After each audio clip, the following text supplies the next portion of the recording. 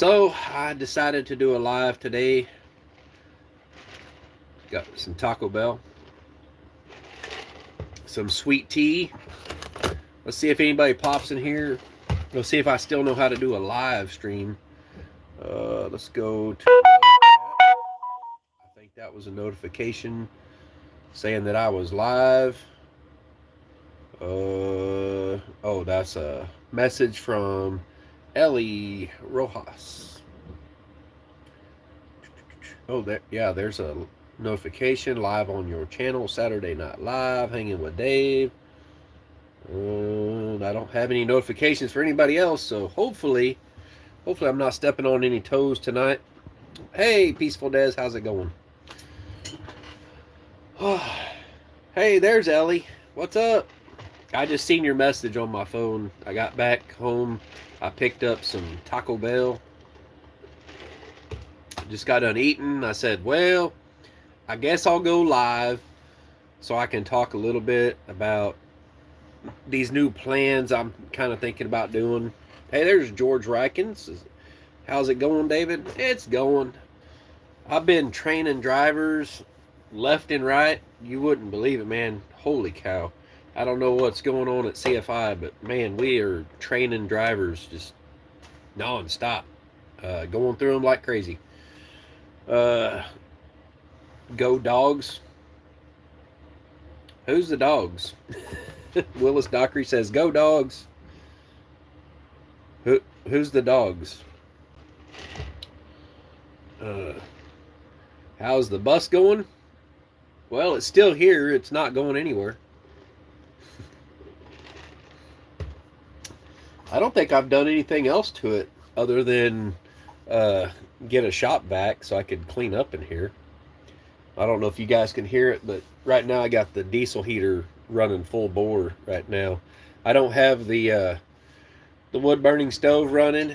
We're running the I got 2 space heaters running right now, and the diesel heater trying to get caught up because this little space heater I've got beside me right now, I've got it on low, but it's been off all day.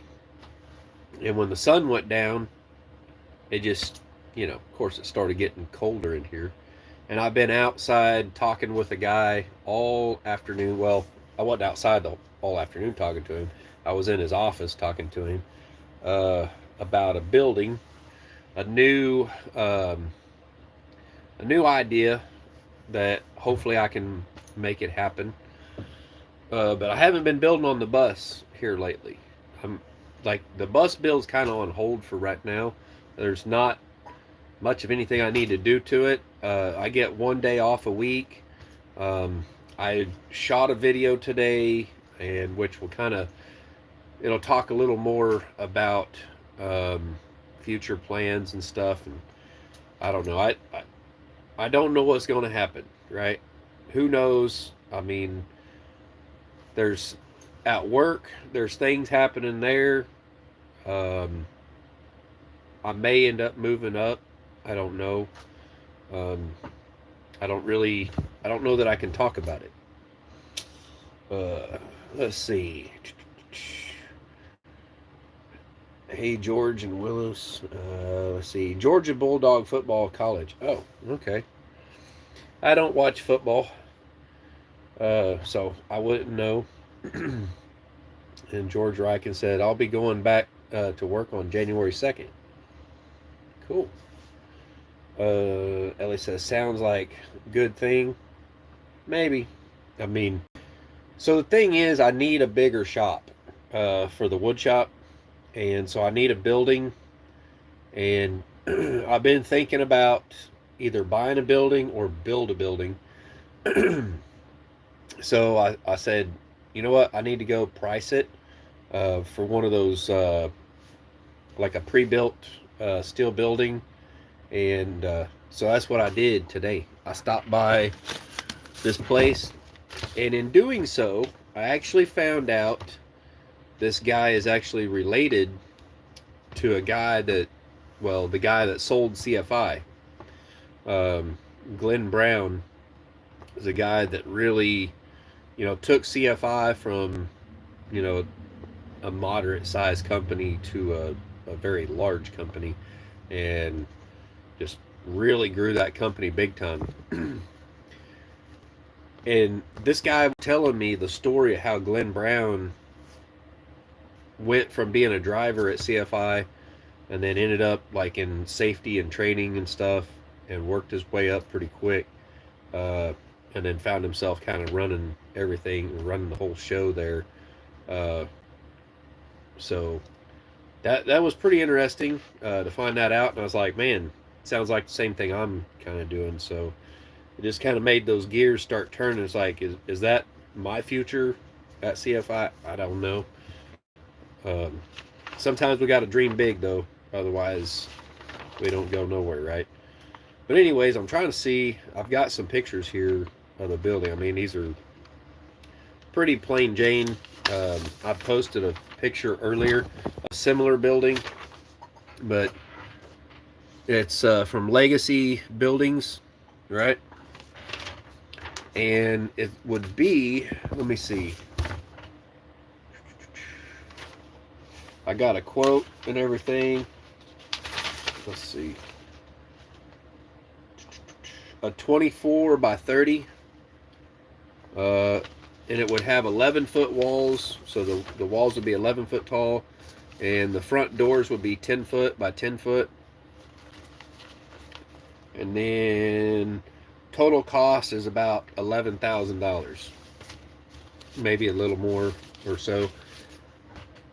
It could end up being 11,002, or wait, no.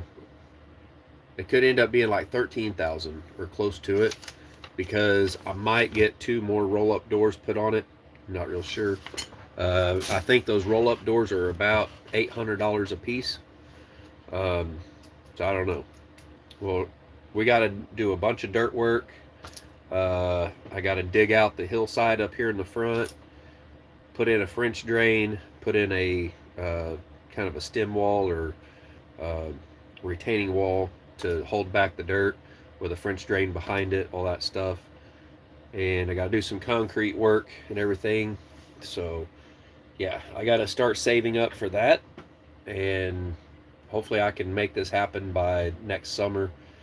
Be able to maybe go rent the equipment, like a mini excavator and a skid steer, come in and start doing the dirt work here in the front.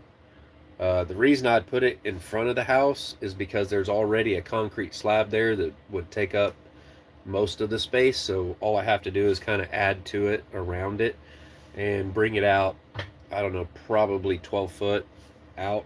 I don't know. I still have to measure it, but it needs to come out, a total of 30 feet from the house. And basically, I put down the deposit, and then they come out. When they get the building in, they come out and they put it up in about 4 hours, have it all put together and everything.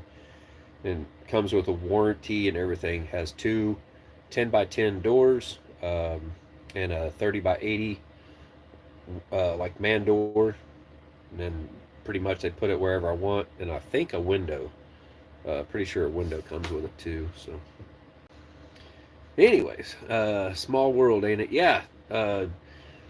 I just happened to tell him, was like, we were talking about what we're doing, and that I got a sawmill and a YouTube and all this stuff, and that I wanted to film inside the building around it and stuff like that, and I needed prices and sizes and sorts of stuff to, talk with you guys or whatever, and maybe carry around some ideas.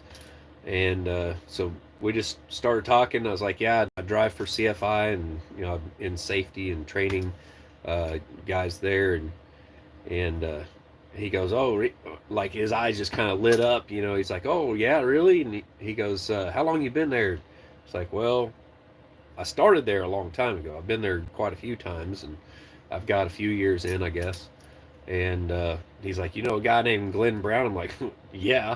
Like he was, I thought, the original owner or whatever. He wasn't the original owner. He was like I don't know, like the highest up that you could be there. And so he took CFI from being a relatively small company to a big company. And he was telling me like the he was telling me how he moved up through the company and everything, and it's exactly the way I've been doing. I was like, that, I mean, it sounds just like what I'm doing. I'm like, that's kind of crazy.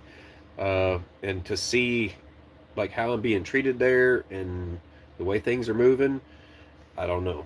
I could find myself just moving right on up there. I don't know. Um, I don't know that it would happen the same way that it did with him. I don't know. I didn't even know that story until today, and so it was kind of interesting for him to tell me. And he's like, "Oh yeah, Glenn Brown is his uncle," and I was like, that's pretty cool. I had no idea that this guy, that has this business right over here, was related to him like that. I was like, that's pretty cool. Um, Ron Baker said, "Hi, Dave. What's up?" Not sure who Ron Baker is. Are the walls insulated or insulted? No, I don't think the walls are insulted. I'm not insulted. I'm pretty sure you meant insulated. um, no, but I'll probably end up doing spray foam on the inside or something like that. And I'll probably insulate them. He did tell me the 10 by 10 doors are insulated doors, so that's a huge plus. The building in the thumbnail or the picture I uploaded earlier, those are just roll-up doors like you would have on like a storage locker building. They're not insulated, but the building that I would be getting would have insulated roll-up, regular garage doors. Are the walls insulated? No. Let's see. Sounds great. God always puts people in your life for a reason. I know it. That's what I was talking about today. Just a little bit ago when I was shooting the video, like the end of the video, I was like, man, sometimes things, they happen for a reason. And I don't know. I just, I was really successful running my own trucking company. Had my wife not, been spending money that she shouldn't have been spending, I would have been doing really, really good with my trucking company. Um, I would probably own at least 10 trucks by now at the rate I was going.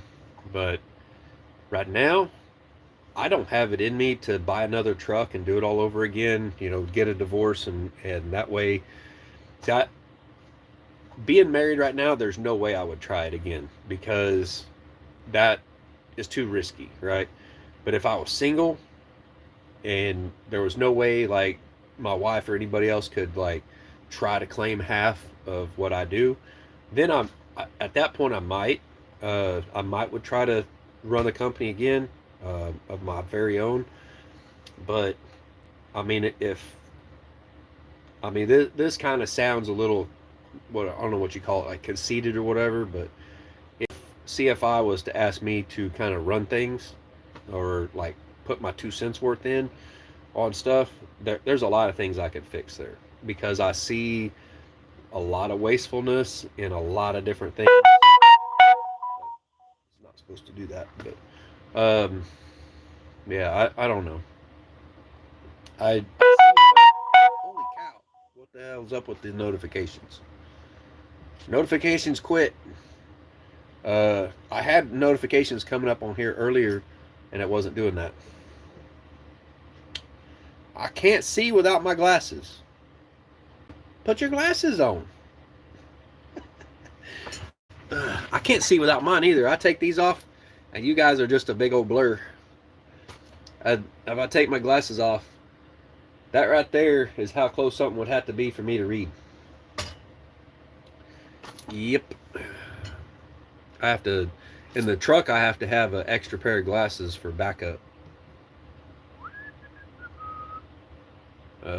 But yeah, it was like, when you see things being put in place in your life, and you're just like, is that really my destiny? Like, is that what I'm going to end up doing? I don't know. Is it really my dream? Probably not really, but could I do it? Yeah, I know I could. Years are going off like crazy. Yeah, it's not even 7 o'clock yet. There's Lone Cowboy Adventures. What's going on, man? Uh, let's see. Blind. Yeah, I can see stuff really good up close. Well, with my glasses on, I do that. I can't see very good, so I have to. They done told me when I went and got these glasses. He said, "Do you want bifocals?" I was like, "No. Only old people have bifocals." He's like, "Well, I got news for you. You're getting old." And I'm like, "No, no, I can't be getting old yet. You just got to roll with it." Hey, I tell you what, I got one of these things here. Where'd it go? I got one of these things. Hey, don't be looking at my numbers. I got one of those, and I'm hopeful that hopefully I win. I bought that yesterday, so the drawing may have been last night. I don't know. I'll have to go just scan it. I don't know why I keep buying these Powerball tickets, and I just trust people when they say, "Oh, nobody won," and I don't even go scan the ticket. I don't even look at the numbers to know if I won or not. But I need to just take it up there and scan it to see if I won. Because, I mean, if I was to win a whole bunch of money, I could probably just buy CFI. And, I mean, that company is in a position to be able to make a ton of money.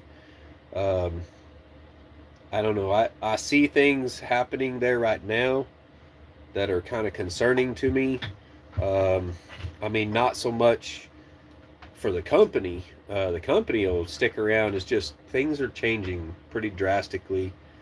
Uh, I think it has a lot to do with.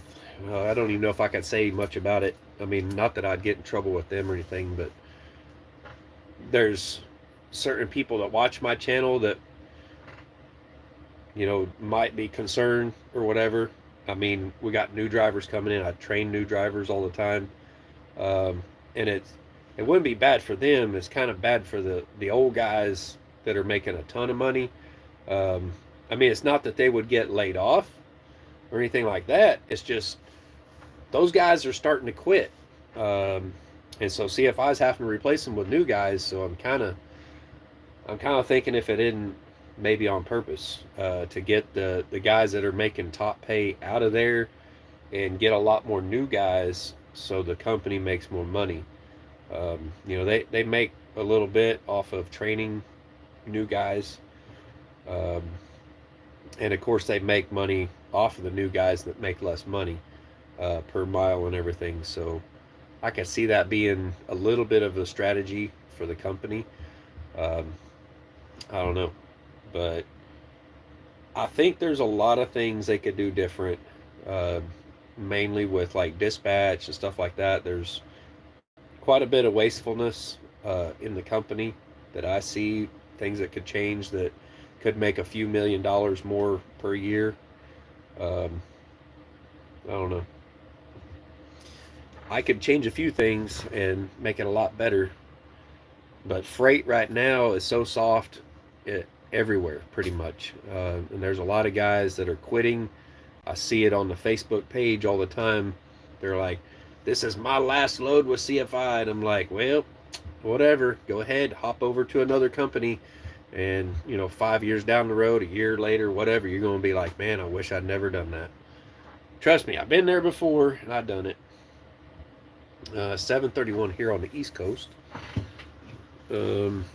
Yeah, it's like 6:30 here.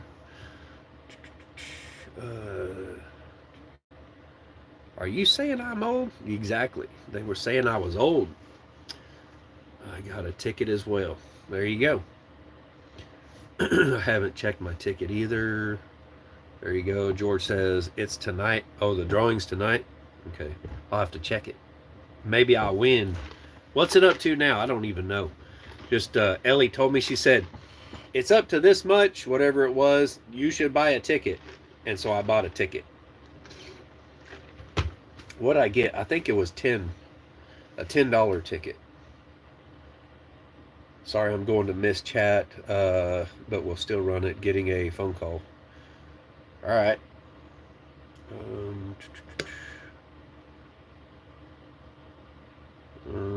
okay, yeah, Sandy's in here.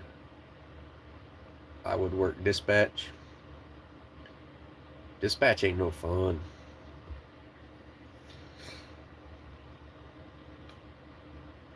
Uh, 333 million. Dang it, that's not enough to buy CFI. But 333 million, that'd be a good start. I don't know that I'd buy a trucking company though if I only got 333 million. There's Jake in here. Good afternoon. I almost said good morning. Good afternoon, Jake. It's not. It's not what? Enough to buy CFI? Yeah, CFI sold for 750 million to Conway years ago. That was right about the time I quit the last time. And then when I came back was when Conway got rid of them, and XPO and CFI Conway whatever split ways. That was when I came back last time as an owner operator, was when CFI and XPO separated. Like I came back to work for them and then they parted ways or whatever. And now this time working for them, now Heartland bought them out. So I don't know. There's a lot of changes going on right now. And we're having to train new drivers like crazy. What the heck was that? I don't know what that noise is. I keep hearing it every once in a while. It's like something hits the back of the bus or something. Someone out there trying to spook me. It was doing it last night too. I can't figure out what it is. I don't know if it's maybe the metal in the roof like bowing or like, and it goes pop, like makes a thump kind of sound. It's weird. But yeah, I need a bigger wood shop, and that way I can start getting bigger machinery. One of the first things I need is I need to build like a big slab flattening table that's actually made out of metal, and something that has like a hand crank so I can raise and lower the table, and probably put I don't know, probably like at least a 20-foot long slab on top of it. That way I can do like big conference room tables, big live edge slabs for like conference room tables. Need to have like a big table in there for doing epoxy work. It needs to be insulated and have a heater in there and everything so I can do epoxy pours. And I need to get a big bandsaw because my little bitty benchtop bandsaw is not gonna cut it. And I've got to get, I just got to get bigger equipment if I'm going to do the stuff I want to do and actually make a business out of it, to where I can actually support myself, my family and stuff. I've got to make it bigger. I could tell you what it is, but you wouldn't believe me. What is it?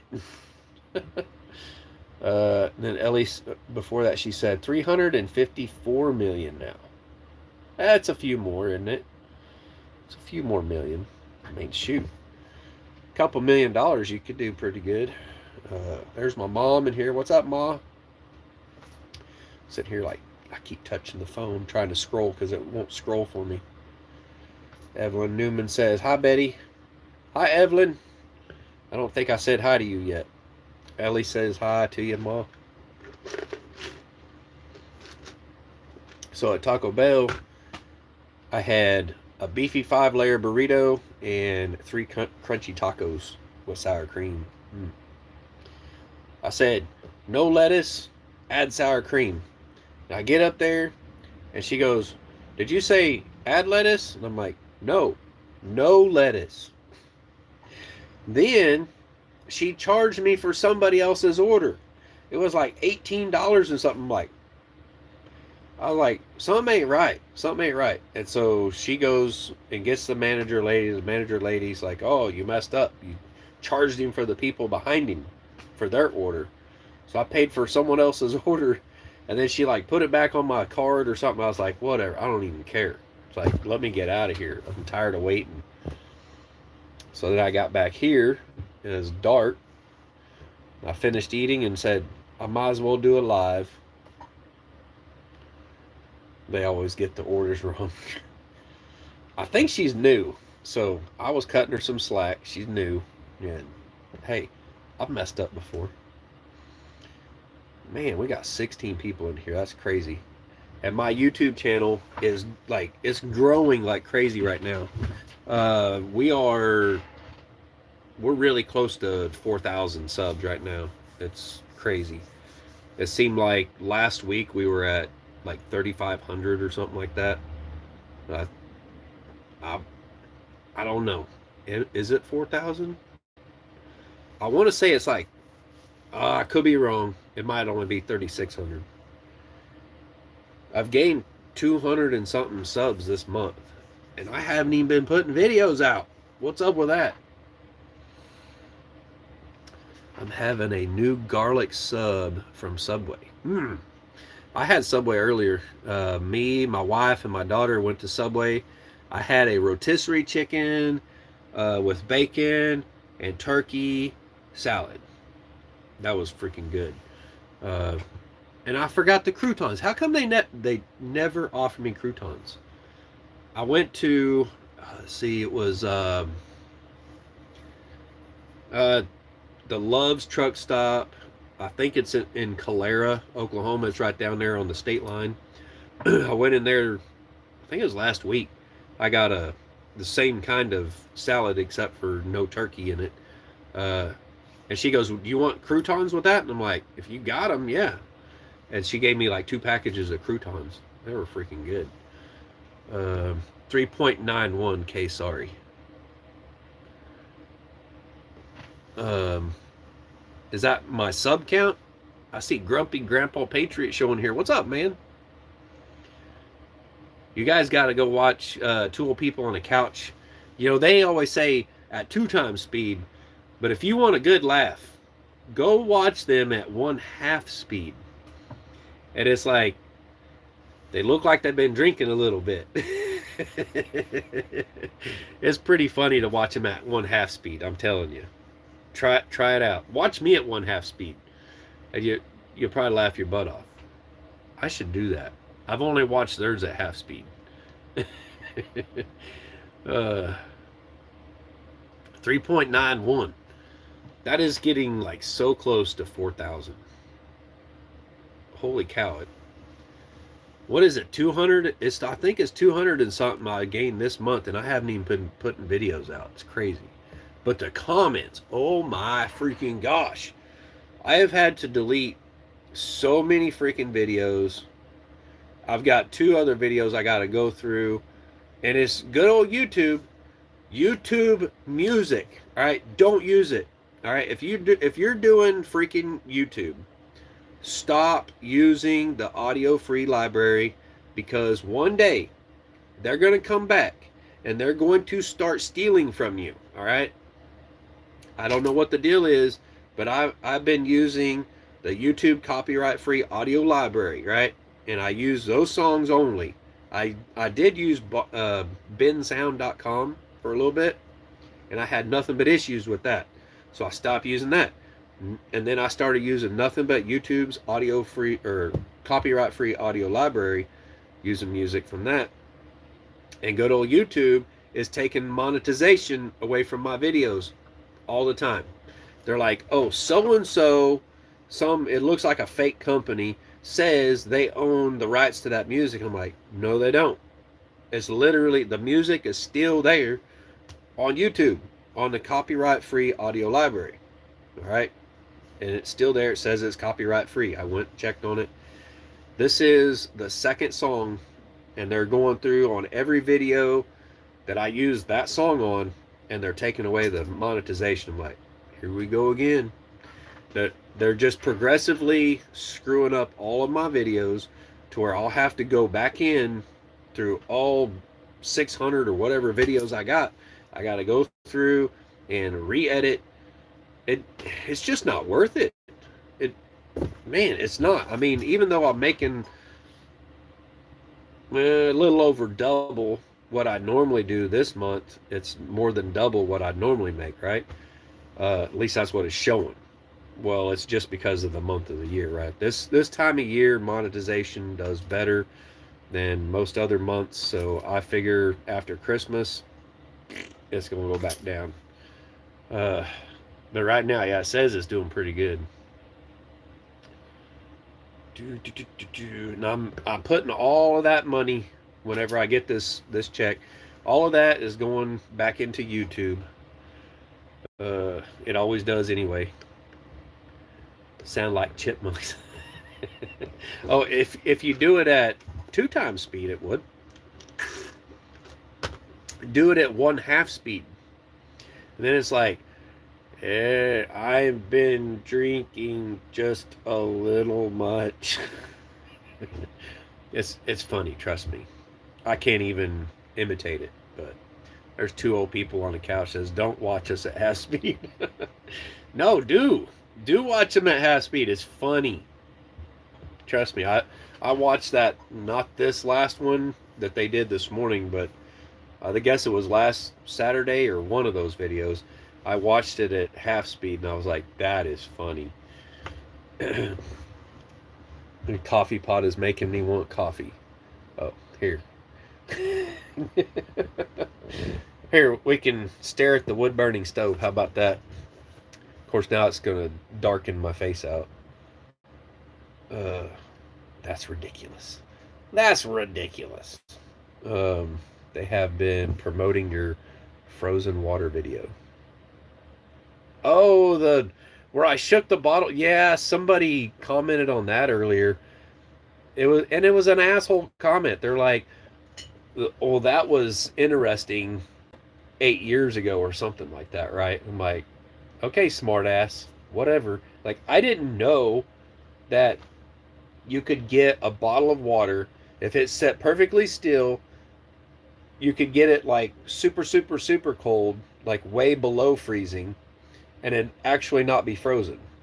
And you could pick it up and you could look at it and then shake it and it instantly freezes. It goes, you know.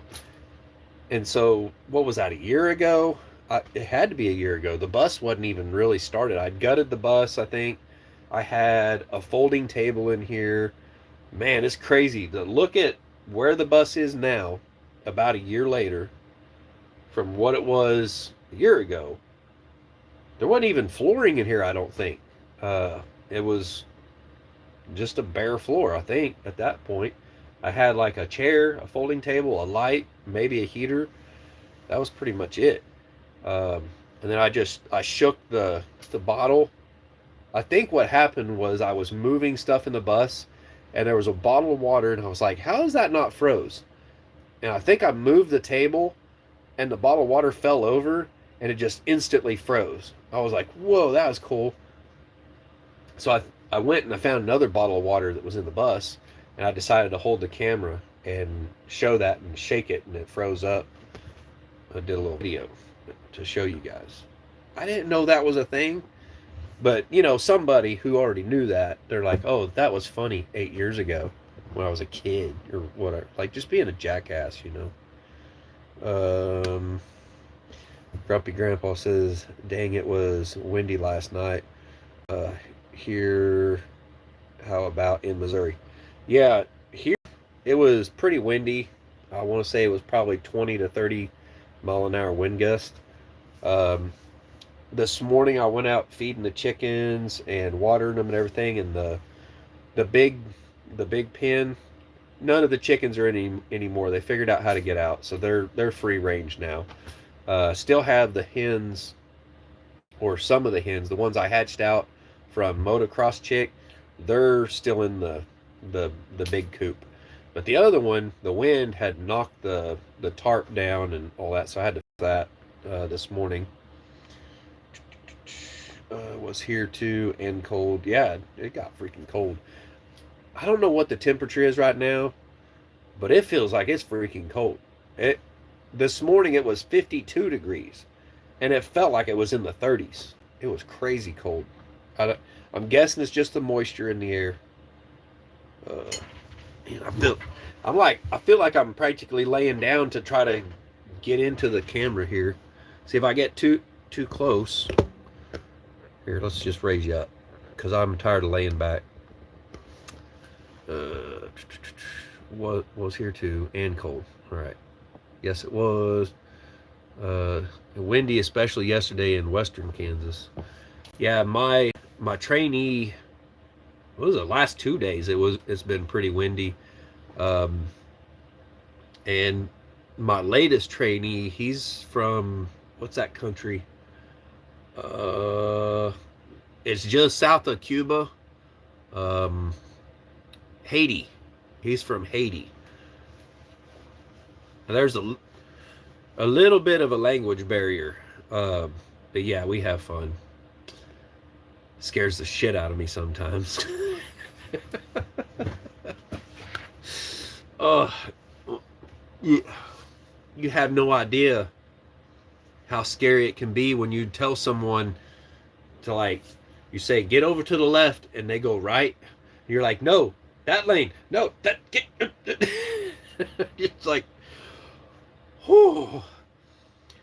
After that trip, I got back to Joplin and going through the inspection bay. It wasn't Daniel, but there was another guy up in the booth in the inspection bay, and he's looking at me, and I'm just like, the scariest thing was right when we were pulling into the inspection bay, and we had a little bit of an issue down in Segoville. We were pulling through the wash bay because the trailer we picked up in Joplin that morning had salt all over it. It was a dirty trailer. It was a brand spanking new trailer, and it has salt spray all over it. So we got to Segoville, and I said, all right, we're going to wash the trailer.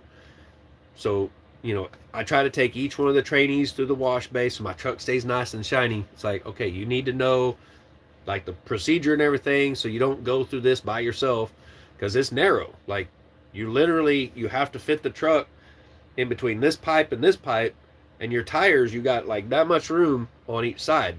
So you're probably going to rub some tires because your trailer never tracks perfectly straight. But this is a brand new trailer. And I'm like, just go straight. And he lets off the brake, and then he hits the brake. So we're like, I said, let off the damn brake. Do not put your goddamn foot on the freaking brake again. And he does it again. I said, dude, take your freaking foot off the brake. Don't make me say it again. Take your foot off the brake and just go forward. He's like, I'm going to hit it. And I'm like, I said, take your foot off of the brake. It's like, trust me. Take your foot off the brake. So he takes his foot off the brake finally. And then he starts doing this with the steering wheel, and I had to grab the steering wheel. It's like, stop it. And I had to hold the damn steering wheel still. He's like freaking out. And I'm like, just let go of the steering wheel. All right? Take your foot off the brake. I will tell you when to hit the brake. All right? You need to trust me. So we get pulled in there. Holy crap. All right? We get to Joplin. All right? And there's a pit. All right? There's the pit where they go underneath your truck. The dude about shit himself in the driver's seat. I'm like, all right, let's not have another Segoville incident like in the wash bay. And he's like, yes, sir. Okay. And I'm like, don't call me sir. And I don't like it when people call me sir. I ain't military, and don't call me sir. I don't like that. It's like, all right, let's go in here. Look in your mirrors. You see that you're in between the paint lines. I'm like, go a little left, go a little right. I'm trying to direct him. And he gets to the door, and I said, all right, honk your city horn before you go through the door. And he's like, doing this, just barely hitting it. I'm like, push on the damn thing. And he beep, barely beeped it. I'm like, whatever, good enough, let's go. Let your foot off the brake. And he's like, lets off the brake, hits the brake. Lets off the brake, hits the brake. And when you, with the automatic, these trucks are automatic. They're not standard. Thank God. When you let off the brake, but you don't let off all the way, the clutch doesn't start letting out yet. So, and you also don't have brakes applied, so the truck can start rolling backwards. I'm like, let your damn foot all the way off the brake, dude. Like, how many times I got to tell you, I'm starting to lose my patience, and I'm usually very calm, like, all right, let's let the foot off the brake. Let's roll in here. Just set your feet flat on the floor and steers. Like, if I need to steer it, I will steer it. I was like, watch the guy in front of you. He's going to tell you left or right, whichever way you need to go. Trust him, okay? What's he start doing? He starts steering, so I have to reach over there and grab a hold of the steering wheel. Like, stop. Hold the steering wheel straight. That's all you got to do. If this guy tells you to turn this way, that's when you turn your wheel a little bit. Like, you don't start crank like, holy shit, you're going to put us in the pit. So we finally get in there and stop, and I'm like, I'm about stressed out at this point. I'm like, oh man, this is the first time. Okay, this is the first time that this has happened. All the other trainees are you can tell they're nervous. They're like holding the steering wheel like this, but they're not like doing this, you know, like steering. I'm like, oh crap. I don't know how much more I can do. I just don't know. Let's see. I gotta go back. I missed some stuff. Your other left, I know. Or I would tell the guy before him, okay, we're getting, what is that? It's 75 south, and then you get to 635 west goes this way. It's backwards on the screen probably. But 635 west goes to the right. Then 75 south is these couple lanes over here to the left. And the lane we're in, you can either go left or right. Okay? And if you're in the left lane, like you go right, but you're in the left lane of the right exit, that goes 635 east, right? On the east side of Dallas. And I'm like, okay, you want to go 635 east, follow that sign, stay in this lane. Do not leave this lane. Follow this lane to the right, because this lane, you can either go left or right. And he's like, dirt. I'm like, I know it's kind of confusing, but just stay in this lane. And I'm like, all right, you see that exit sign right there? Keep to the right. And he doesn't even turn on the blinker, and he starts over into the lane to the right. So I'm like, no, get like back over, back. Oh, holy crap! Had there been somebody in that lane, he would have hit them. I was like, dude, you don't even know what you just freaking did. You can't do that. You have a 53-foot trailer, right? You're what, 70 some odd feet long or whatever. That's a lot of real estate. You could have hit somebody and killed them. That easy. Like, you have to freaking understand what I'm saying to you. It's like, keep to the right. I didn't say change lanes. I didn't say get over in that lane. I mean, it's pretty damn clear all the time when I'm like, let's move one lane to the left. Let's move one lane to the right.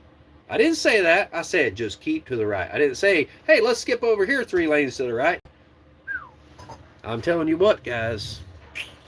It's scary sometimes training new guys. And I was like, I wasn't even that bad when I was learning. I guess I was kind of a natural. But some of these guys, some of them, they have a really good grasp on it. And some of them, not so much. Lone Cowboy said I posted a video today about the wind out there. Oh, I'll have to go check it out. I haven't seen it. More notifications. Every time, like, I was watching 2 old people on the couch today, and my phone, I couldn't even see them. Because my phone is, like, dropping down these notifications in the way, and I'm like, swipe it up. Swipe it. I'm like, I'm over here trying to make coffee, you know, trying to get my bath water run. And then when I look at the phone, it's all covered up with notifications. And it's doing the same thing right now. Crazy. Your other left. Yep. I'll check that one out. Ken missed it. Been watching football.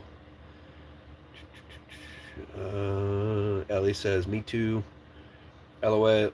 It said, Ned beat USA today in soccer, made me laugh. Ned beat the what? Ned beat USA. Interesting. It actually said, what's with the notifications? Put some ass in it. I know it. Sometimes, holy crap, People, stop going live. What the? Look, hang on. Let me see. Who was it? Who was it last? Wow, here it goes again. Allie and Lance, Caucasian Sasquatch, Corey and Cynthia Davis. Yeah, I'm about to delete those. Yeah, I just said that. I'm tired of bullshit. Creation commented. What? Yeah. I got fake people commenting on YouTube. That's what that was. Someone named Creation commented on my crap like they know everything. There's a few other channels I'm about to stop watching too, and I hate to do it, but I'm tired of their bullshit. I'm not even going to say their name anymore on here. I used to talk about them all the time, really nice like and everything, but a certain one of them has decided to say some shit about me on their channel, and I've had it, you know.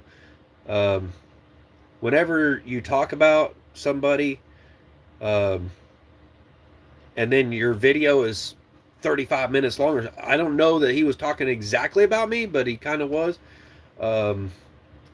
No, I am not talking about them to try to get the views or anything, so they need to take their conceited ass, you know, comments and shove them right up where the sun don't shine, because I don't give a shit anymore.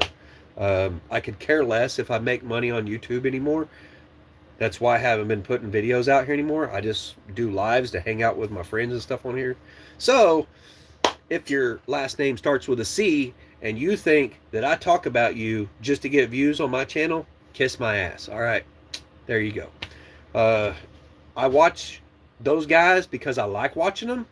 I don't watch them and I don't talk about them to try to get views. Okay, and then the other channel, this fake ass channel, I'm already done watching them. All right, I'm sick and tired of it, and that's the ones I was just talking about. The little notification I got. I don't know why I'm still getting a notification for their channel, because I stopped watching them a while back. I'm done with the fakeness. There's a lot of other channels. I see them going down the same path, putting fake crap out there all the time. They're just chasing the views. I get it, but I don't want to watch it. Okay, it's just like keeping it Dutch. That's why I stopped watching him, because of the fakeness, the clickbaity crap and everything. He can't keep it real at all. So I was like, nope, I'm done. And no, I'm not talking about the Crockers, like Jason and Daniel. I'm not talking about them.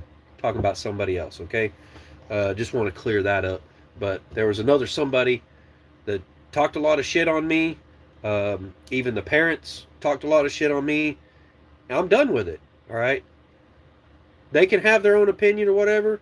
I don't care no more. All right. So just like whatever, I'm done with it. I'm not trying to, you know, chase the views, all that bullshit. I'm doing what I want to do. I get lots of comments, like people hating on me because my intro is a minute and a half long or something. I don't care. I made the video for me.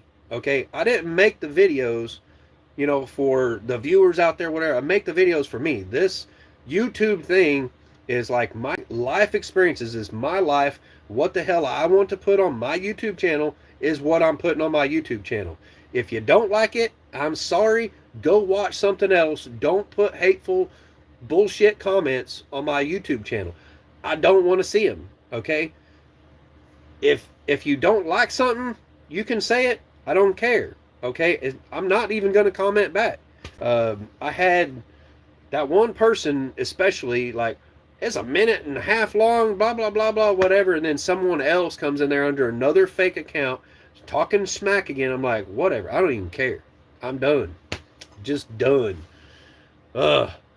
And then some of the other people, I don't know. They a little conceited, I guess. And they're like, oh, so-and-so's mentioning my last name trying to, you know, get freaking views or whatever. I'm like, all right, I'm done. Just done. If you ain't, you know, if you don't want to be friends of mine, whatever. Fine. I got friends on here, and they're all in here right now. Let's see.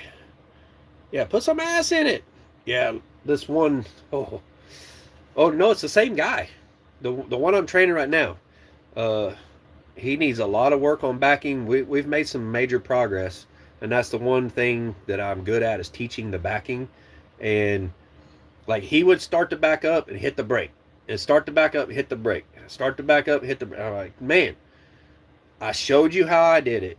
I let off the brake. All right, I do my 45-degree setup, right, about 3 to 4 feet off the nose of the trailers, right over here, and then I go out at about a 45-degree angle, and then I cut back like this. Then I turn my wheels hard to the right. Okay, that brings the truck like this, brings the trailer like that.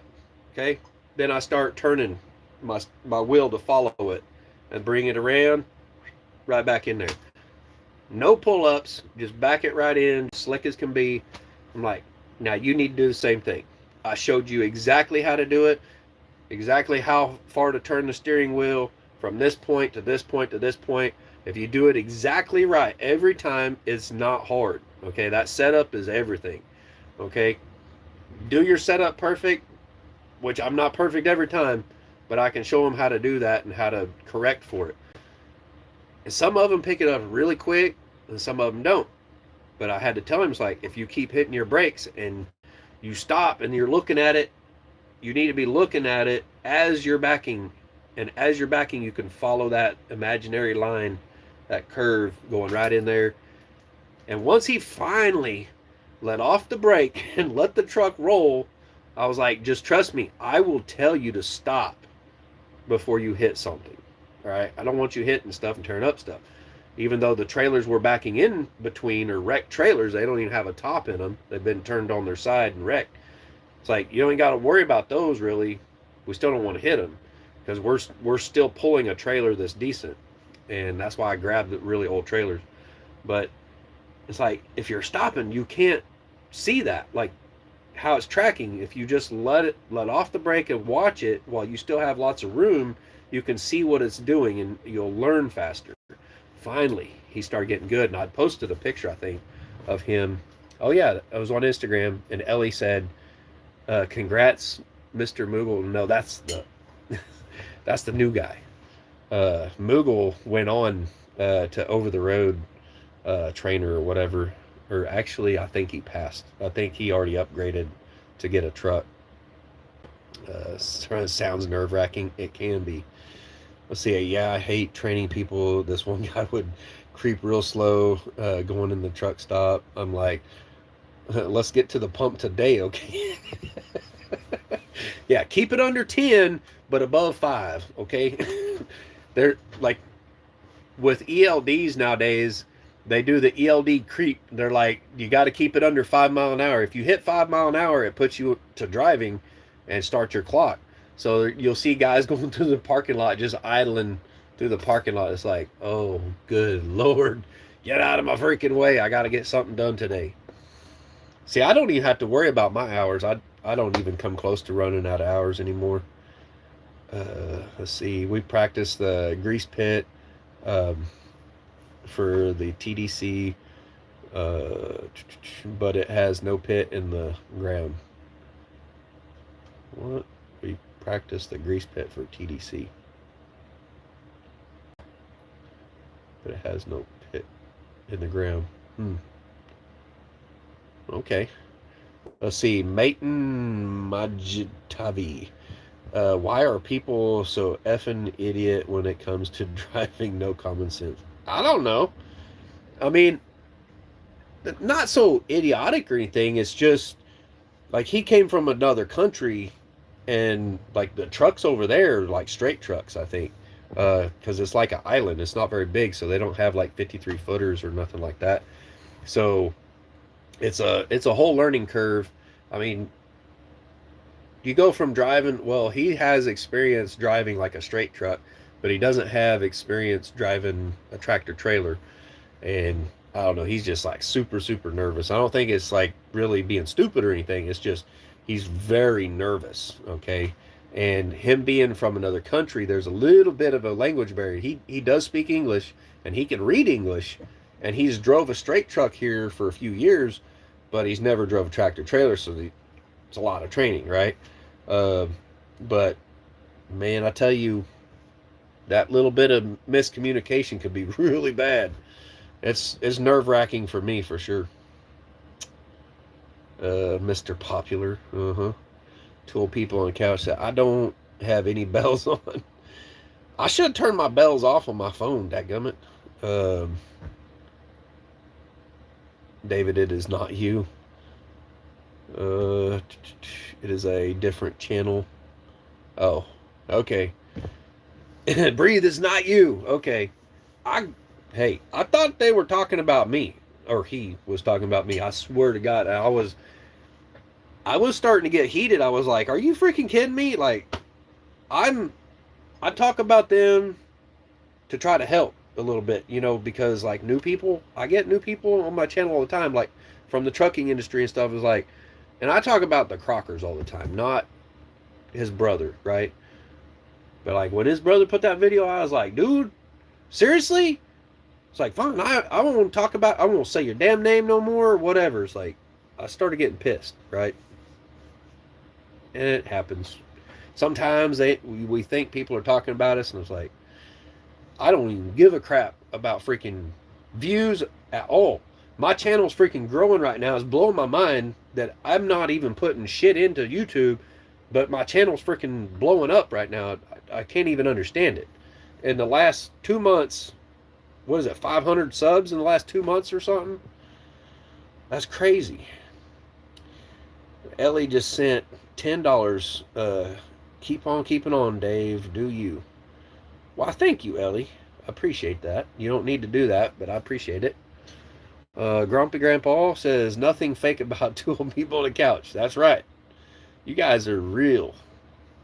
That's the greatest thing I love about a lot of the people in this YouTube community. I've met so many like really real people.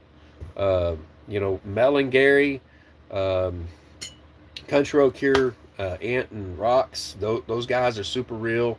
Robertson Bellyacres, Two Old People on Couch. Those guys, man, real. Let's see who else. And Jason, yeah, he's pretty real. I would say he doesn't like put everything out there and thing, but yeah, he's real.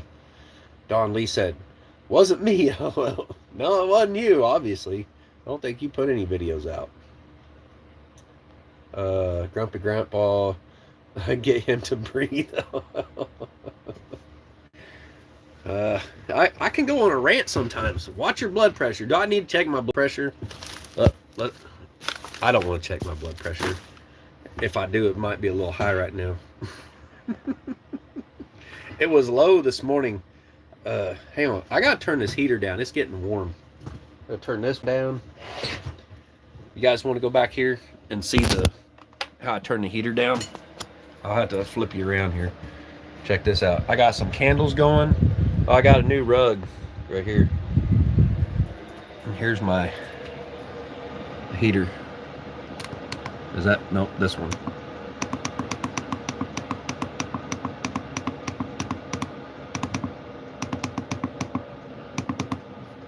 Yeah, that'll probably do it. Oh, it's getting warm in here. Yeah, look at this mess. There's a guitar, the sewing machine, the little jumper box. I had to use that the other day at CFI. I had a flat tire on my pickup. I got there, had to go pick up my student from the motel because it was Sunday and the bus doesn't run until like 8 o'clock, and it was like 6 o'clock in the morning. So I had to go pick him up. Got back to CFI. Everything was good on the truck. No flat tire or nothing. Okay. Get back to CFI. Then the ELD on my truck was not connecting with the truck. So I had to go put my truck in the shop. All right. So I'm like, all right, you want to go grab breakfast? And he's like, yeah, sure. And I said, all right, let's go hop in my pickup. We'll go to McDonald's, whatever, something to eat. We get to my pickup. My pickup's leaning like this. I'm like, oh, great. Got a freaking flat tire. So that was a whole ordeal. I think I already told one of my lives. I told all that ordeal. That was crazy. But yeah, ended up going and getting 2 brand new tires. That was $400 for 2 new tires. And then let's see, yesterday I changed out the U joints on the drive shaft. I posted a picture on Instagram, I think it was. Uh, that U joint was like completely one side, like the way you know how U joint will like do this or whatever. One side was completely locked up; it wouldn't even twist. Um, it was rusted up. I got it apart, got it changed, but I posted a picture of it. David Squirrel. Mm-hmm. Done. Amen. 25 here now, up by the Missouri River. I don't know what the temp is here. It's 80 degrees inside the bus right now, but it feels freaking cold outside. There's FTF. What's up, Foreskins? Dave, I saw that video today. Had no idea he was talking about you. Apparently, he wasn't talking about me. I thought he was because I mentioned him in one of my videos not too long ago, and it was probably 30 something minutes long. I was like, really, dude? I didn't like mention you guys. I don't even think I put them in the thumbnail or I mean in the title or anything. It's like, but I talk about them on my channel all the time on live streams and stuff because I freaking watch them all the time. So I don't know. I was like, ugh. I get so tired of hearing that, oh, so and so mentioned my name just because they want to get views. It's like, you should probably be flattered that people are mentioning your freaking name, that you're famous enough that they're talking about you all the time, right? You don't hear people talking about Hood's Custom Shop all the time. I was so tempted to change the name of my channel back to David Hood. Wait, he said the actual name of him, FTF. Oh, no, general vlog was talking about the family. What? Yeah, there was one part of what he was saying that made me kind of think that he wasn't talking about me because I didn't ever say anything like, you know, that your channel's going to tank or whatever. It's like, I know I didn't say that, but I was saying the exact opposite. That what he's doing now, his channel should like do really good, you know. And then after what I done the other day, I was like, why would he be talking bad about me? I'm not even going to say what I did the other day, but he knows, you know. So, unless I sent it to the wrong deal, but I don't know. Des, are you asking me or David? Evelyn says, Des, are you asking me or David? LOL. What Des say?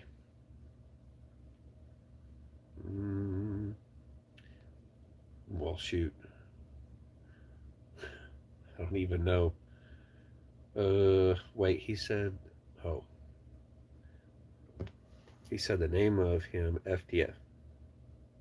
No, FTF was in here. I said hi to FTF. That's Foreskins. FTF said, Dave, I saw that video today. Had no idea he was talking about you. But he wasn't talking about me, apparently. Everyone else was saying, he wasn't talking about you. Apparently, there's another video out there I don't know about. Because I was just like, I've not seen a video. Of course, I don't get to hardly watch YouTube anymore.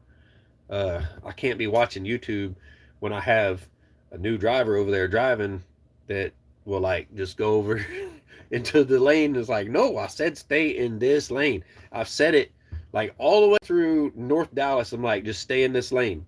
It's like when we started getting into heavy traffic, I'm like, this lane right here is the lane you need to stay in. You don't need to go left. You don't need to go right. You just stay in this lane. When you get on the other side of Dallas, this is the lane you need to be in. I've done this route many, many times. I know exactly what lane to be in and when to get in it. All right. He's like, okay, cool. All right. We get over there. I'm like, okay, you need to follow this lane to the right. You see how the lane goes right and it goes left.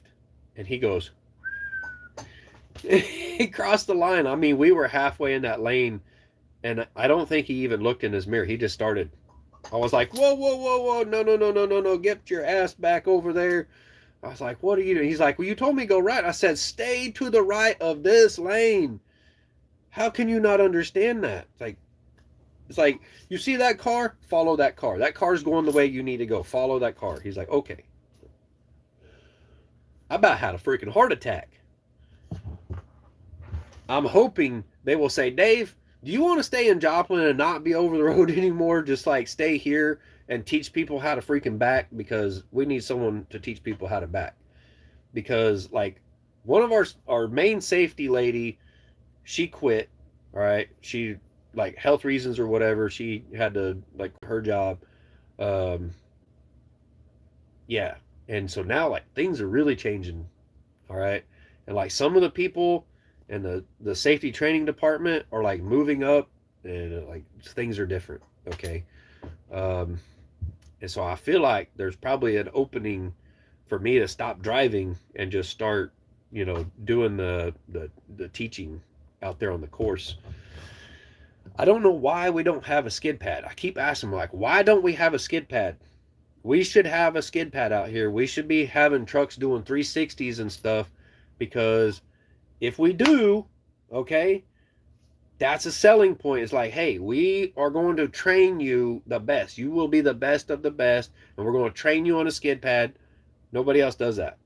Okay, so new people are like, hey, I want to go with that company that teaches you on a skid pad, so that way you're out there doing 360s. At the very least, it's freaking fun, right?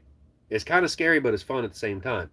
It gives you a feel for what it's like to drive on snow and ice, and how easy it could be to lose control, and how to regain control, right? And I feel like it's very important. They make money off of training people. They would make more money if they actually had their own truck driving school, instead of hiring people from all these truck driving schools, which I guess they make money on that too, probably. I don't know. Because like it's something like $6,000 minimum, 5 to 6,000 depending on what truck driving school you go to. Uh, and then pretty much like any company, like say you go through truck driving school, most of the companies you will go to, they will reimburse your tuition, right? If you stay with them for a year, you sign a contract with them for a year, they pay for your schooling, so you're not out that, 6, 7, 8, 9, $10,000, or however much it is, because it's not cheap to go learn. And the crazy thing is, like, 6 grand is only like a couple of weeks, I think, of training just to get your CDL.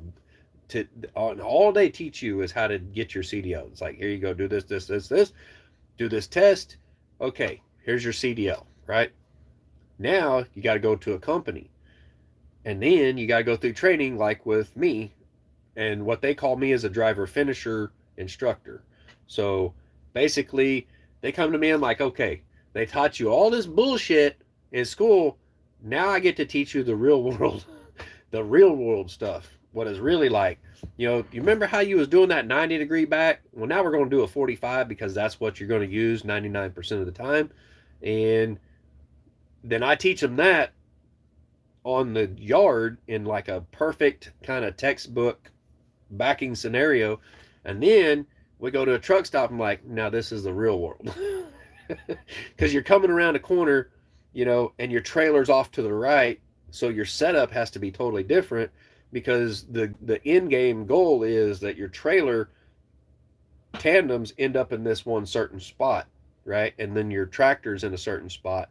And so you just have to picture it in your head. You look in your mirror, you see where your trailer is, and you're like, okay, if I'm coming around the right hand corner, I'm going to do a sight side back. I need to not go out at a 45-degree angle. I need to probably go straight a little bit more, let my trailer track in farther to the left before I move out to the right and set up for my 45. And that just comes with experience, and being able to figure that part out. So, yeah. But apparently I'm pretty good at teaching it. Wait, he said the actual name. Oh, I already read that. That was confusing, because I don't think they said the name. Taking you all outside listening with headphones, but watching on the phone. Headphones are attached to the computer. And It is faster. So you're watching me and the audio is faster than the video. That would be confusing. Truck driving championships. I need to do that, but every time I come back to CFI, like this last time I came to CFI, they weren't doing it. And then they said, okay, we're going to do the truck driver championship thing, the trucker rodeo. I was like, oh, I want to do it, but you have to be working there for like a full year and no accidents, blah, blah, blah, whatever. I'm like, so I don't get to do it. Because I guarantee you, I would probably go there and whip all of them. I guarantee you. Yeah, I'm that confident. I mean, not to, what is it? Not to be that conceited or whatever, but I'm that confident that I would win. First place, I'd be like, put a penny out there. I get my tire that freaking close to it. Especially if I was doing 70 mile an hour. It's easy at 70. When you're barely creeping along, that's when it's hard. Or like, they'll put there's like paint lines or whatever, and you got to get your trailer tire as close to it as you can without running over it. That's another hard one, but I'm pretty good at that. Let's see, Des, oh, okay, lol, today was so, got hurt again last night, not my fault this time. Daggum, Evelyn, you need to be careful. Taco Bell, tasted again for the first time, or second time. Oh my gosh, what happened, Evelyn? Grumpy, you know, you're both really young. Yeah, they're not that old. I mean, shoot, they're barely older than I am. Only just a few years. Are you still playing around with diesel heater with the waste oil, or did you switch wood stove? I still messing with the waste oil right here. Check it out.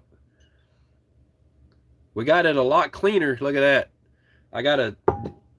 You probably haven't been in my other videos. Here, let me flip you around. All right. Okay. Let's move yeah, see, I had Subway earlier today. Yeah, this prostate and bladder control, don't worry about that. And the potassium, don't worry about that. That's just supplements. I'm not putting that stuff in my waste oil. All right, so I have this little doohickey here. This heats the oil up, and then it has a little magnetic mixer spinner what's it right here, right? And you turn her on. Well, she's not plugged in right now, but this thing will spin inside the deal and mix it, blend it real good. And then I got this filter right here and that filter right there. It filters it out. Then I've got a centrifuge. All right, put it in the centrifuge, you spin it out, and this right here, and that's just some of the mucky puh left over in that right there. Put it in the centrifuge, you spin it all day long, running on solar power, and come up with this right here. This is the 50-50 blend right here. It's still not completely clean. I don't know that you could ever get it to not be black anymore. Well, and put it on this side of the light.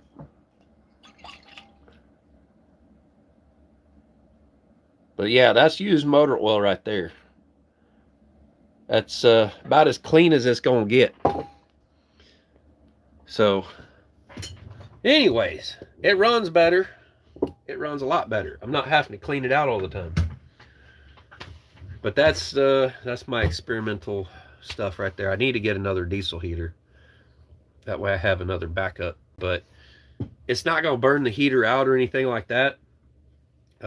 It's just I have to clean it out every so often because it starts building up the crusties in it. So far, no problems, right? I haven't plugged up the fuel filter anymore. I haven't had to take it apart due to it not firing up. It fires up every time. The only problem I had with it was I took the original, it's a hose probably about that long for the exhaust. I took that off and I it's like a 6 or 8 foot long exhaust pipe that I ordered to get the exhaust all the way out from underneath the bus. I put that on there and it didn't want to fire up. It would just sit there and smoke and smoke and smoke. So I had to put in the code into it to go in and change the settings. And what I did was I turned up the fan speed on it, and now it works just fine. It gets enough air. So what it was, when you put a longer exhaust tube on there, there's too much restriction, and it keeps it from firing up. It's not getting enough oxygen when it's sitting there pumping all that fuel in, and so it would just sit there and go, and it was like, it looked like a mosquito fogger just all around the bus. I'm pretty sure if I struck a match, it probably would have been, it would have lit up. Uh, but yeah, it was a lot of smoke coming out from it. I increased the airflow, and it works great. So far so good. I just got to make sure, like before I shut it off, like right now we're running at 2.4, whatever that is. It's like a pulse rate. I can run it um, to where it will try to maintain a certain temperature. That doesn't usually work real great because sometimes it slows way down, and then when it needs to kick up, it will just suddenly fire up. It'll start, tick tick tick tick tick, adding fuel in really quick, and it blows itself out.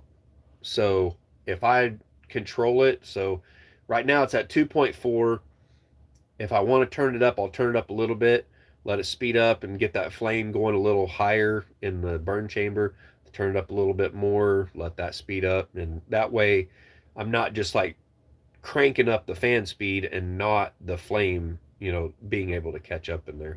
Because the flammability of used motor oil is not, its flash point is lower than diesel, and we're running a 50-50 blend. So yeah, my scientific mind. David, on my lives, that's who I am in person. So that's pretty much me being real. Yeah. Are you still playing? Okay, I read that one. Fancy. Fancy schmancy. Was helping a friend load a fridge into the back of a pickup. Her boyfriend didn't know what he was doing and lost control of it. It started to roll. All I could do was duck. It landed on my back. Dang it. You shouldn't be loading refrigerators. I don't know how old you are. You don't look that old. But you probably shouldn't be loading refrigerators. I'd have told him, do it yourself. Had I known he was clueless, I would have gotten in the back of the truck and guided it in myself. Tad gum. Oh, you sound like my mom. Like, she knows what she's doing, but she'd probably get hurt. Let's see.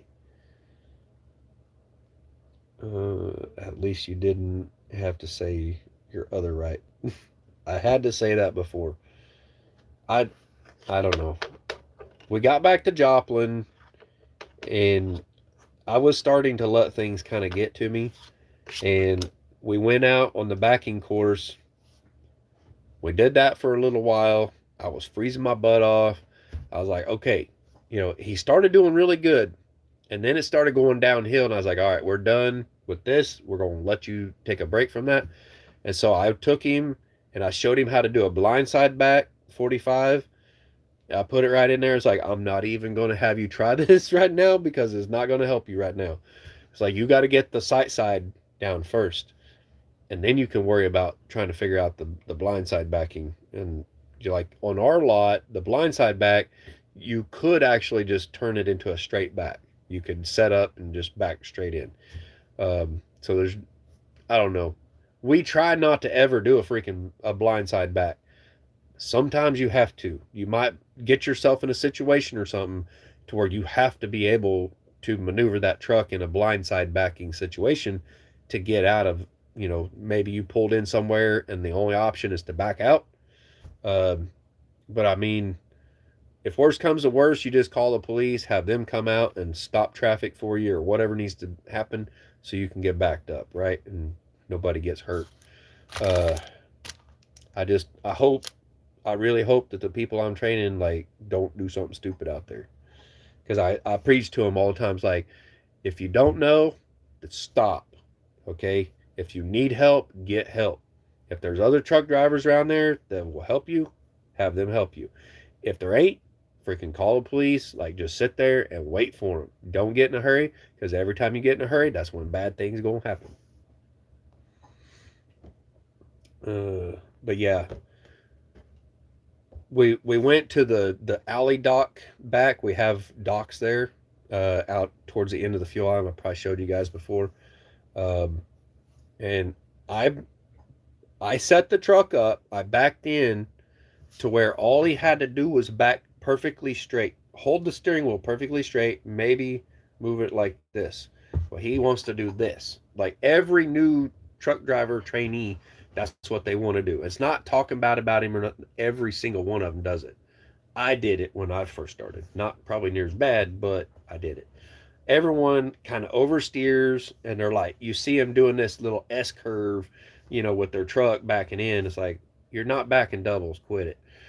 you know, I don't think I could probably do doubles backing. There's some people that can do that. Holy crap. It's like, no, that's too much for me. I'm sure I could do it at a really slow rate, and I'd have to stop and think about it. It'd take me forever, but I'm sure I could probably do it. It'd just take forever. But anyways, I set it up. All I had to do was back straight in, line the side of the trailer up, and get it, bump the dock to where the like the sides of the trailer bumps up like evenly on this side and this side, right? In between the paint lines, so that way the dock plate can land inside the trailer and be pretty much square with the dock. Okay, it doesn't have to be perfect. It needs to be like to almost perfect, like pretty close. And he couldn't do it. He did it over and over and over. I'm like, come on, man. All right, I'd have him pull up, and I'm like telling him like a little left, and he would turn right every stinking time. Like, no, your other right, or your other left. Holy crap! It started confusing me, and I'm like, oh, all right, we're done.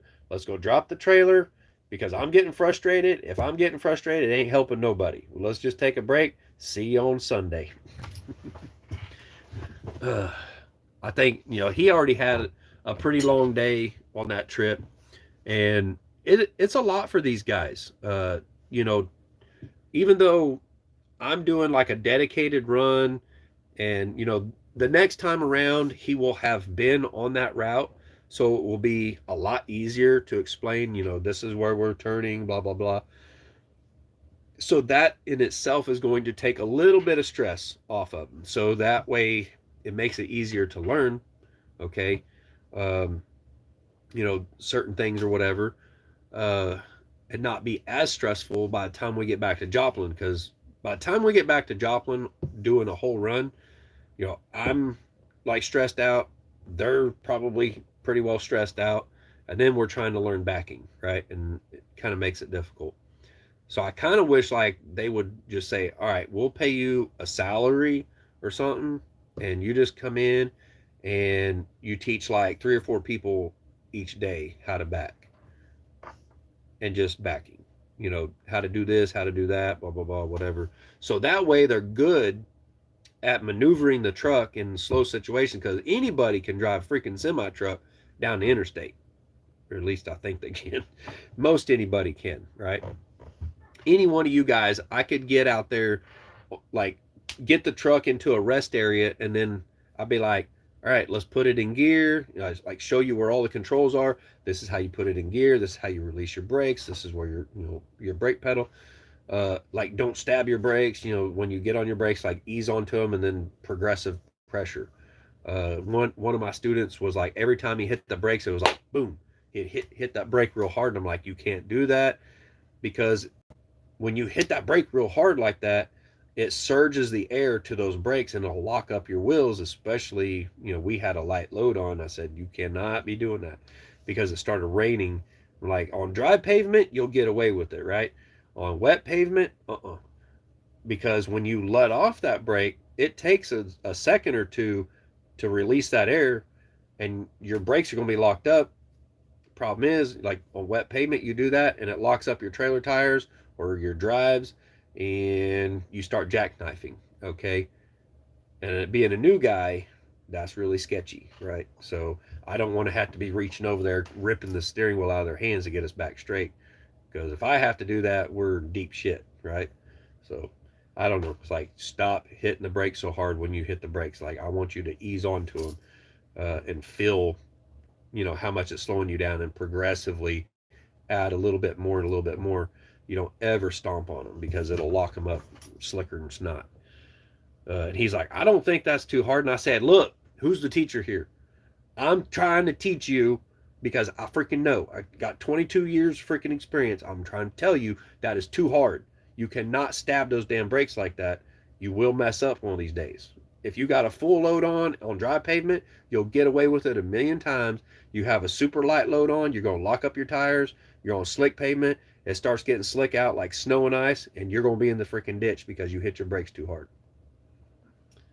It's like, listen to me. And the hardest part is like, okay, I'm 44 years old, almost 45, and I'm teaching people that are older than me, like 5 years older than me, 20 years older than me.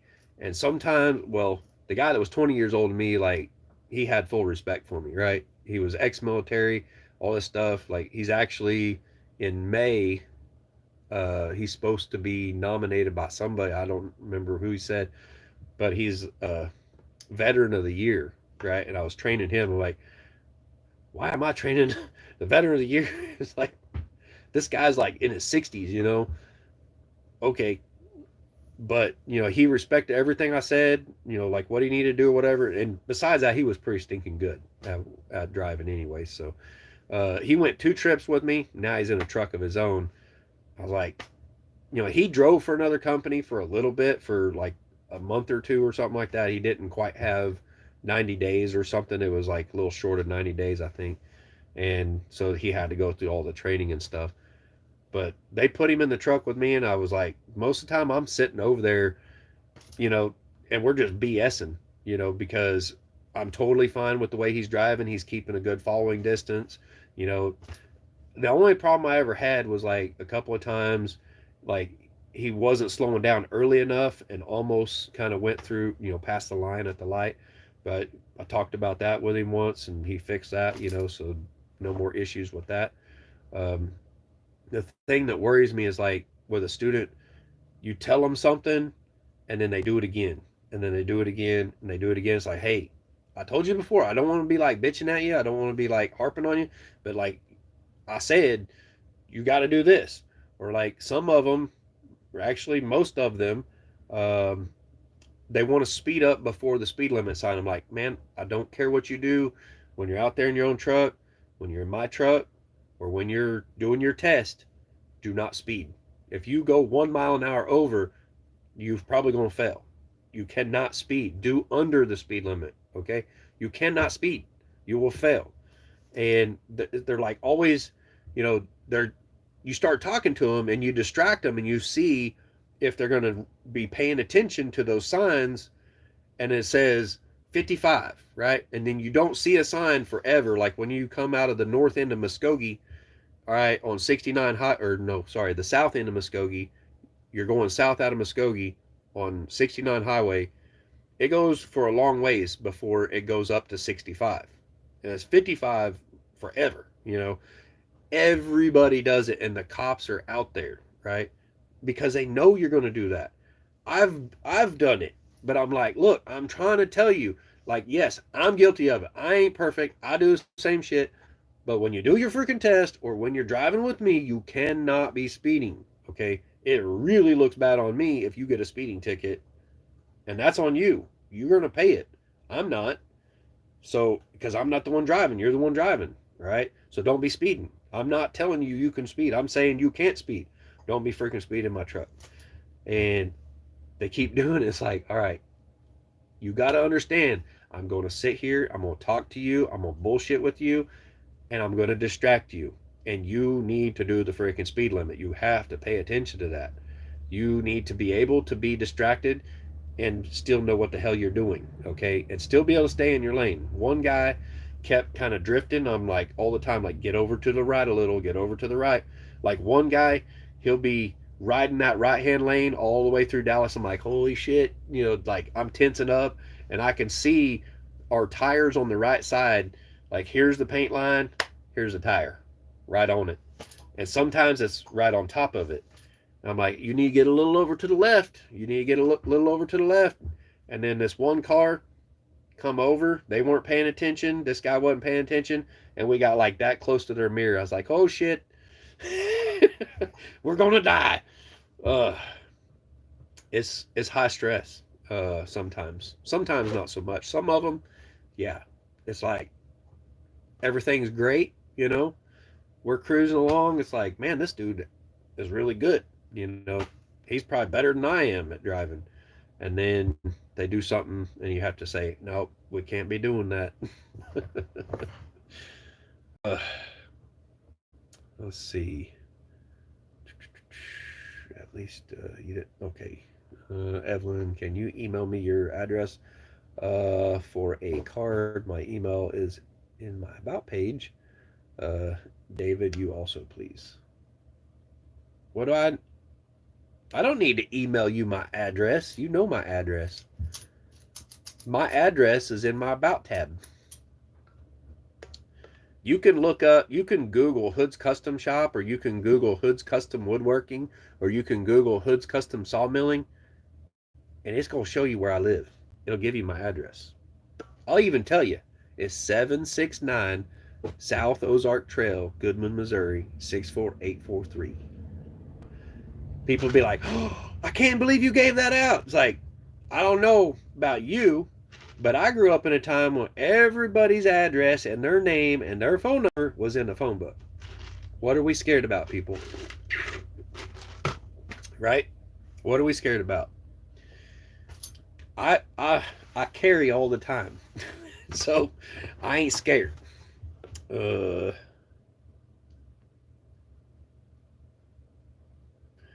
it might be less stressful for you if you don't train people and drive truck on your own and enjoy yourself, or driving a truck doesn't make any money anymore.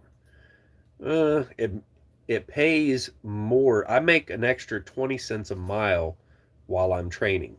Okay, that equals, I don't know, about $450 a week more, which most of it is goes to the government for taxes. So yeah, but yeah, it pays more, but at the same time, you know, there's a certain aspect to it of, you know, if I'm training people, I can be making sure they're getting the proper training, right?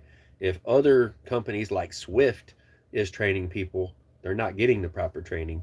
They probably have trainers that just don't give a crap, and they push them through like a puppy mill. Like, hey, we just need warm bodies in trucks, right? That is not good for the company. It's not good for me, because if those guys start going out there and having accidents, I can't get a raise, right? My company can't go buy brand spanking new equipment all the time if our guys are out there wrecking shit.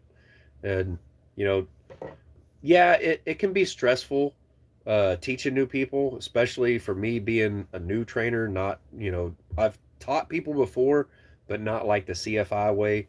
Uh, I can't teach them my way. I have to teach, you know, the outlaw way. I have to teach them CFI's way, um, and it's stressful. Like, I don't know. When I team drove with my brother, he drove like a newbie, right? We were both newbies, but I drove smooth, and he drove erratic, and he liked to jam gears, and just every time he gave it any throttle, it was all the way to the floor or nothing, right? It was either all throttle or all brake. I couldn't sleep for 6 freaking months in that truck until I finally I got so daggum tired that I passed out. But yeah, about 6 months I couldn't. We ran that truck at least 20 hours a day, and it was shut down for about 4 hours, and that's when I got sleep. And so that was kind of what started, I guess, me only getting about 4 hours of sleep at night. And even today, if I get 7 hours to 8 hours of sleep, it's a freaking miracle. Because I'll lay down, not have an alarm set, which I do set an alarm, but 9 times out of 10, I go to bed 8, 9, 10 o'clock at night or something, maybe midnight. I'm up by 4 o'clock in the morning, almost always. Sometimes even earlier. It's like yesterday, it was like, or last night, it was like 3 a.m. I was awake. Let's see. Never mind, David. I found yours. I was like, don't make me email you. Audio is faster on the computer than phone. Same with the video. Hmm. Interesting. So like on the oh okay, I get it. Yeah, I've had that happen before. I was watching somebody on my laptop, and I was also watching on the phone back when we had Wi-Fi here, and the laptop was way faster. It was like progressively getting ahead, and then on my phone, a lot of times it would start to like whirl. It would think like it'd pause for a second, and then it'd pause for a second, and it pause. You know, it kept doing that. And progressively, the phone was getting further and further behind, so I'd have to hit the bottom left corner on the live thing. Evelyn says, Des, I can't find your email on your about page. I will send it on Messenger. David, did you check your blood pressure or did you squirrel? I said I wasn't going to check it because it'd be high. Do you really want me to check my blood pressure? Here we go. Let's check Dave's blood pressure. That's a new segment on Hanging with Hoods. There you go. That's a new one. Everybody go tell the Crockers to name their Highland cow or coo, whatever, beefy buffet. Kind of like Phoebe Buffet on Friends. I said, you should name it buffet. Kind of like breakfast, and then the cow's buffet, you know. But it'd be kind of like Phoebe's on Friends, beefy buffet. There you go. All right, I have to not talk. Let's take the blood pressure.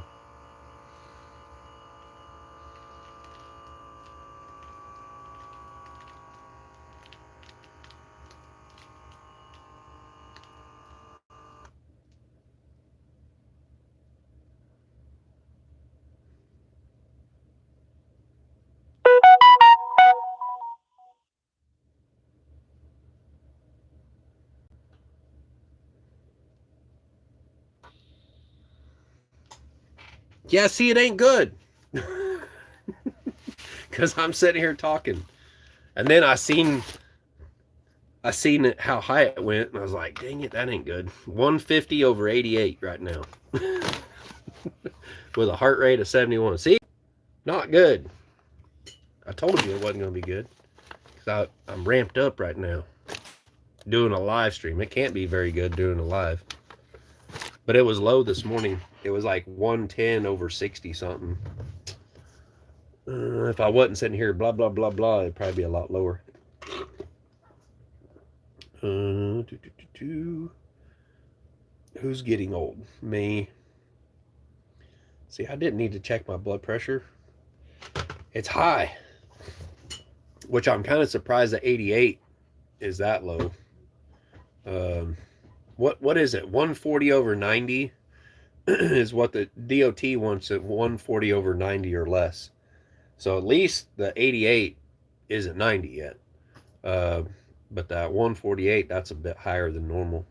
Usually I get like in the 130s over 80 something, and I try to get it knocked back down. But I don't want to take a water pill right now because it'll take like about 4 hours for it to kick in, and I'll be up all night. But if I take one right before I go to bed, then I won't feel like tired and dizzy from it or anything like that. And then I'll be peeing in like first thing in the morning when I wake up. We got Grizz 270 in here. What's up? What is that? Maten Matjavi. Majtavi. Majavi. Matan Majavi. Hopefully I said that right. Hopefully I didn't butcher it too bad. Good evening, Lee. Civil War vet. LOL. What? Who was a Civil War vet? His name is Steven, but I don't think he was Civil War vet. He was, I think he said Gulf War.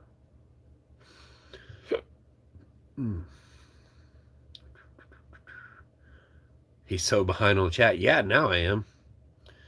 Yeah, now you can breathe, lol.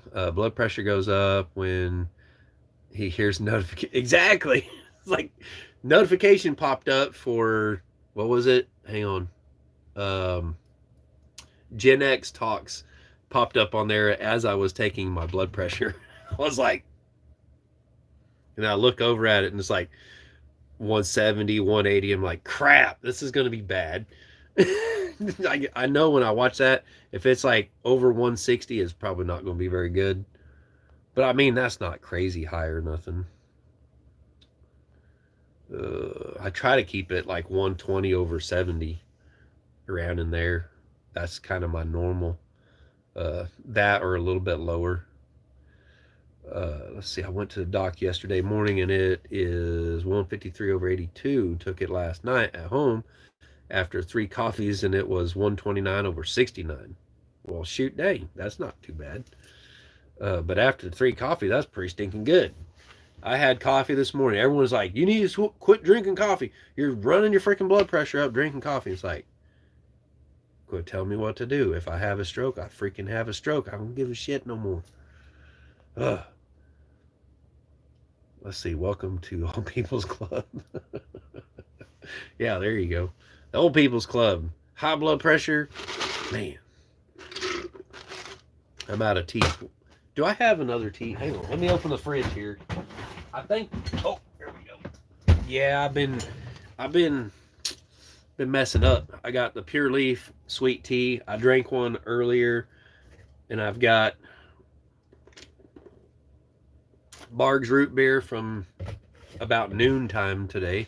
That's a little flat, but we got some sweet tea. So yeah, my sugar intake's a bit more. That's probably why my blood pressure's up there a little more. We got 16 people. We had 20 something in here earlier, I think it was. That's crazy. Peaceful Dad says, you youngins. No strokes allowed. Well, God, I hope not. I ain't gonna have no stroke with my blood pressure that low. It had to be higher than that. The highest I've ever seen my blood pressure, it was like 190 something over 100 and something.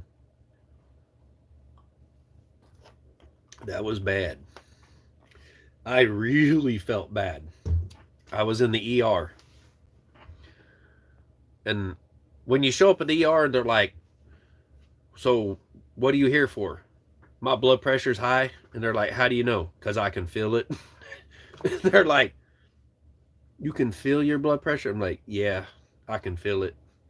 They check it and they're like, yeah, you're right. It is high. Like, I told you. I can freaking feel it. I don't have to check it. I know. Like right now, I can tell it ain't high. It's just kind of elevated a bit much. That is high, but not really, really high. Matt said, that was my full name changed to Matt. Oh. Oh, you just now changed it to, okay. Ellie said, hit the thumbs up. Hit the like button. Thank you, thank you. LOL days. Oh man, what else? Anything else I've been doing? I don't know. I get one day off a week, so I don't get to do much. I probably should edit a video, which ain't much of anything. I'm just like, I'm not even really wanting to put a video out other than maybe, I don't know. I have to see what I can get out of it because it'll probably be a really long video. I talked to that guy forever without recording. I didn't like want to throw him on camera. We were sitting there talking about, his uncle and stuff. And, I kind of knew his uncle a little bit back when I first started working with CFI. I talked to him a few times. I didn't know him that well or anything, but, he was like the CEO, whatever, head guy out there. So I knew of him. Yeah, I don't know. We sat there and talked for a while, and then I went out and walked around the building, talked about it a little bit, talked about plans and whatnot, came back here, talked a little bit, walked around, and that's pretty much it. And then the day was over. I was like, this day has just like flew by like that. I woke up, it was probably, I want to say 8:40 something or 9, something like that, and started watching Two Old People on a Couch. I was late getting in there watching that. Actually, I think I was up before that. Yeah, I was watching, I want to say it was Coffee with the Crockers. Pretty sure that's what I was watching, and I was commenting on that. Then I seen the notification for Two Old People on the Couch, and I was like, oh crap, it's Saturday, duh. And I went and hopped in there. It was probably 9 or so, I think. So then I had to go back when that was over. Had to go watch the replay, and then my wife showed up, and yeah, she wasn't here all night long, so maybe that's why my blood pressure's up too. But yeah, she didn't come home last night, and I was kind of pissed off about that. So yeah, but I don't know. Maybe one of these days we'll get a divorce, and I won't have to worry about it no more. Ellie said, "LOL, Debbie, me too." Yeah, I know what you mean. Walker bifocals and might need a new pair wheelchair when I leave the house. Oh man, I hope I don't ever have to have a walker. I cannot spell, sorry. I can't read. How about that? I should read it and then read it out loud, but that would take forever. I'm kind of slow. I can spell good. That's about it. I can spell good. I can kind of read good. Debbie Shrimman says, sucks, don't it, Ellie? As long as he don't call me Grandpa, I'm okay. Well, by your picture out there, it looks like you got a white beard. I can't call you a Grandpa? With a name like Grizz270, you got to be a Grandpa. You got to be. I fear that I'm probably not far from becoming a Grandpa. The other day, let's see, what day was that? Friday, I think it was Friday. Um, it on the 30th, whatever that was. I want to say it was Friday. Took my wife to dinner, and but we had to stop by the parking lot, and my sons were there, and I met my youngest son and my oldest son's girlfriends. And I was like, you guys picked some nice ones, but yeah, I know my sons, and I'm like, I'm gonna be a grandpa pretty soon. I know it. I just know it. I'm going to become a grandpa. And then yesterday, I stopped at Walmart. I was putting gas in my pickup, and I seen my son, my youngest son, driving his diesel pickup. And I called him. I said, "Where are you going?" He goes, "To my girlfriend's house." I'm like, "Oh Lord, it's dark out, right?" He's going to his girlfriend's house. It's like, I hope he doesn't make bad decisions. Debbie says, my brain is not that old, though. I think we all kind of feel like that. You know, I'm 44, damn near 45 now. I'll be 45 January 24th. And I'm like, damn, I'm almost over the hill. I'm climbing up there. What it is 50, right? Is when you kind of start down the hill. So 45's coming up pretty damn quick. And I'm like, crap, I got to start doing some shit with my life. Otherwise, I'm just going to watch it all pass me by. But then I think back on stuff. I'm like my daughter being born. It's like, that seemed like it was just freaking yesterday. You know, my brain isn't that old. It's just my freaking body's getting old. It's a bleached blonde beard, very bleached. That's wisdom. You got lots of wisdom whiskers. Let's see. Okay, so sorry. Headed to Lazy Acres Homestead for their live and up on a panel. David, have an awesome evening and a peaceful Sunday. All right, Daz, have an awesome one. We'll see you later. Evelyn says, bye, Daz. Mazel tov. What does that even mean? Mazel tov. It means something. I'm not sure. Uh, I remember it on a movie. It seems like they said what it meant. I could probably take one of these potassiums right here and help my blood pressure quite a bit with just taking one of those because I haven't taken one yet today. So I could do that. That'll help. Potassium, for those of you who don't know, helps your blood vessels relax and it helps regulate the water in your bloodstream or whatever.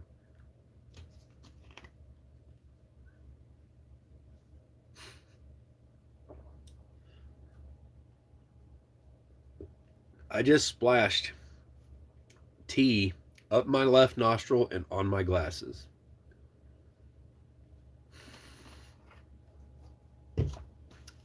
And that went down sideways.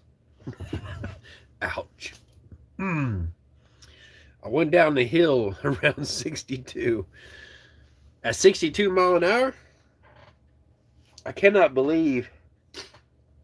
It's like when I tipped that down, it went down in the bottle, it splashed, and it went right in my freaking nostril. Look at that. Can you see it on my glasses? There it is. Right there. Good Lord.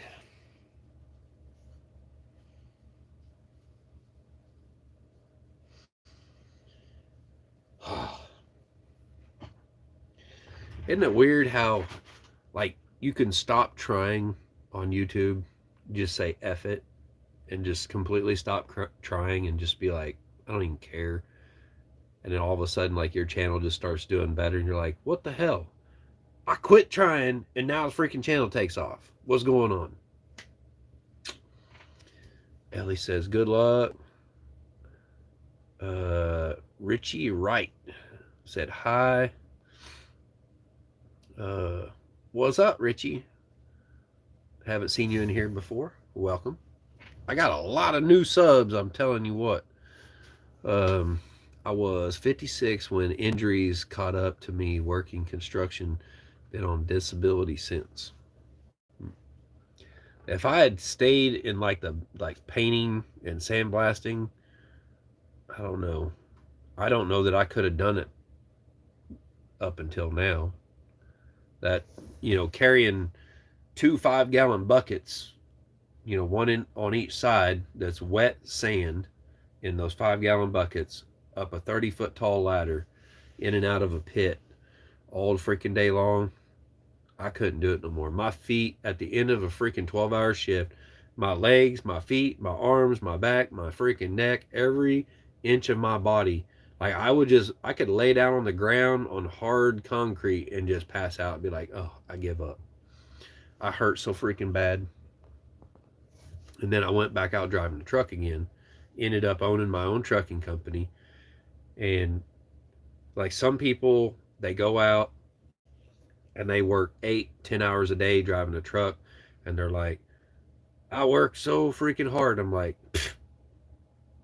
you don't even know.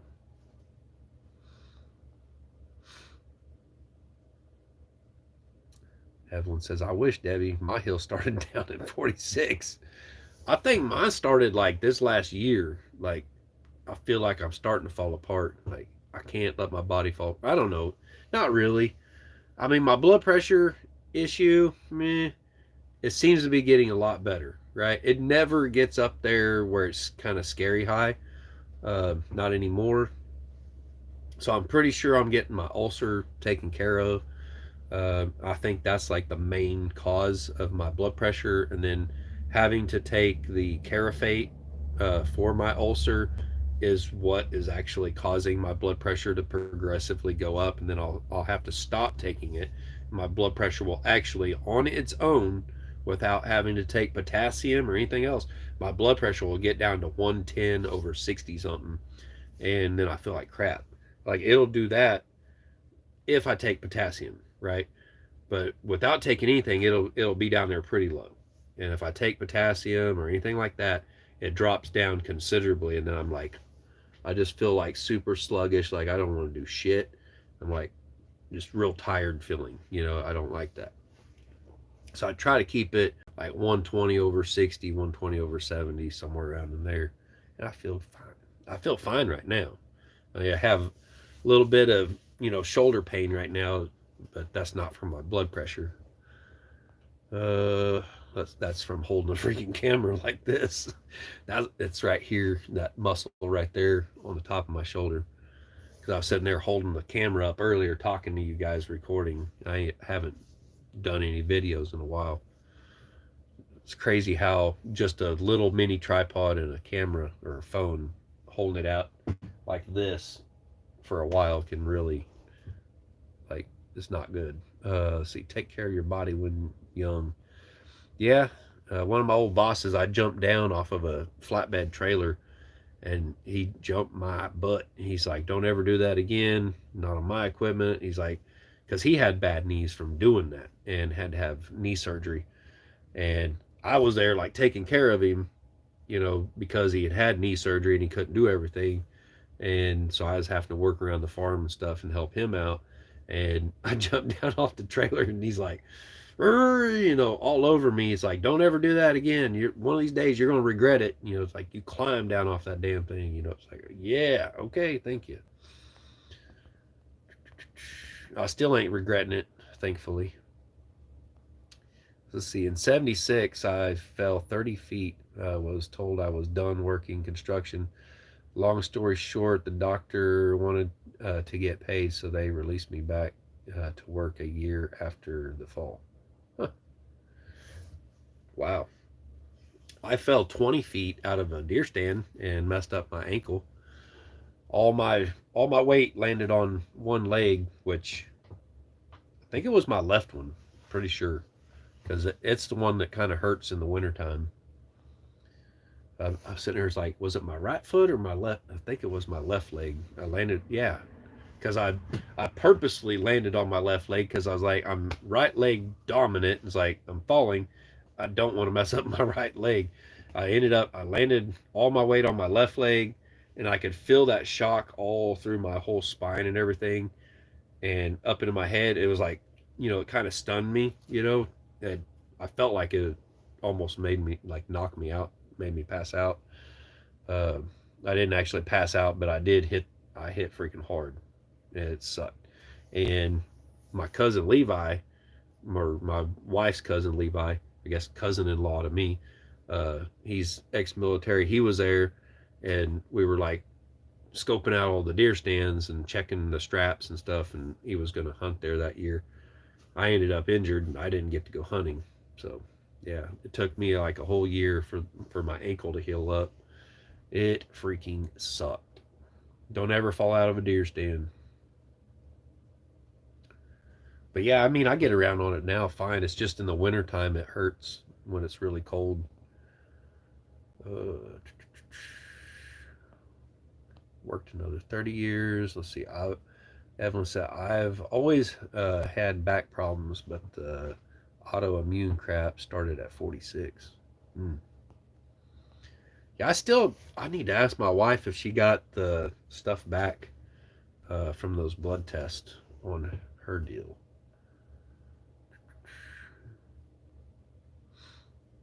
Let's see. Scared me when I seen the blue wrench. JKS.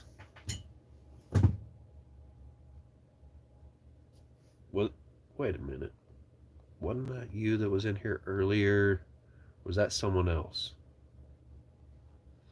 Did I confuse that other channel with JKS? Am I losing my mind now? I'm going back to the chat because now.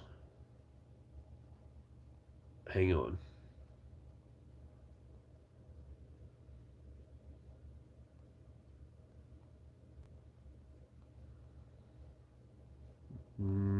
Where'd it go? Man, there's a lot of chat.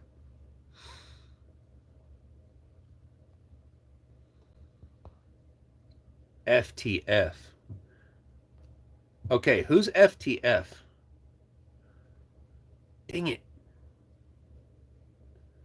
I called FTF foreskins, but that JKS is foreskins. Holy crap! This is what happens when you get old and you don't do a live stream for a while. You start forgetting stuff and you mistake people for other people, whatever. Who the heck is FTF? Now I'm confused. I confused FTF for JKS, which is foreskins. Holy crap. Gotta love it. Getting old. Uh, Sounds like that rap song. My neck, my back. um, yeah, JKS said, scared me when I seen the blue wrench. Yeah, you got a blue wrench. I don't know why this dude ain't got one. I can't even click on his name here. What the heck? Let's see. Dad drove a cab over from jumping out of the truck. His right knee had 3 replacements. His left knee 2 replacements. I guess that's where I get my stubbornness. My dad, he drove a cab over. A riding with Jay question and answer. There you go, riding with Jay. Go live when I'm live. I'm guessing that's what he's doing. Well, shoot, dang. Let's see. JKS said foreskins is my claim. Let's see. Ellie said, yes, you did. I screwed up. I know it. I haven't heard of that one before. FTF said, not foreskin. Yeah, JKS is foreskins. FTF said, that's me. Who's FTF? God. See? I don't know. Have I met you before? Do I know who you are?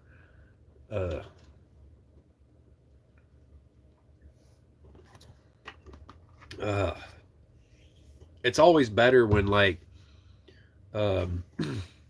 some like you guys, if you have a channel, which you do if you're commenting on here, but like if you do a live and then people get to see who you are and they really get to know you. I don't know. There's more of a connection there. Man, look at that. Still 15 people in here. See, even the numbers are doing better. What the heck? I got way more people in here. People are probably way more interested because I'm never hardly on here anymore. Instead of me doing a live stream every day, it's like maybe once a week. Let's see. I'm having a great day and a night. Thanks, Dave. Did I ask you, Ellie?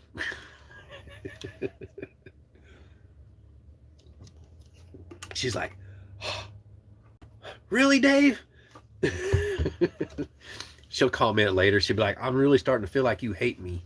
I'm always messing with her. I gotta give you shit, Ellie. Otherwise, you'd think I'd like you or something.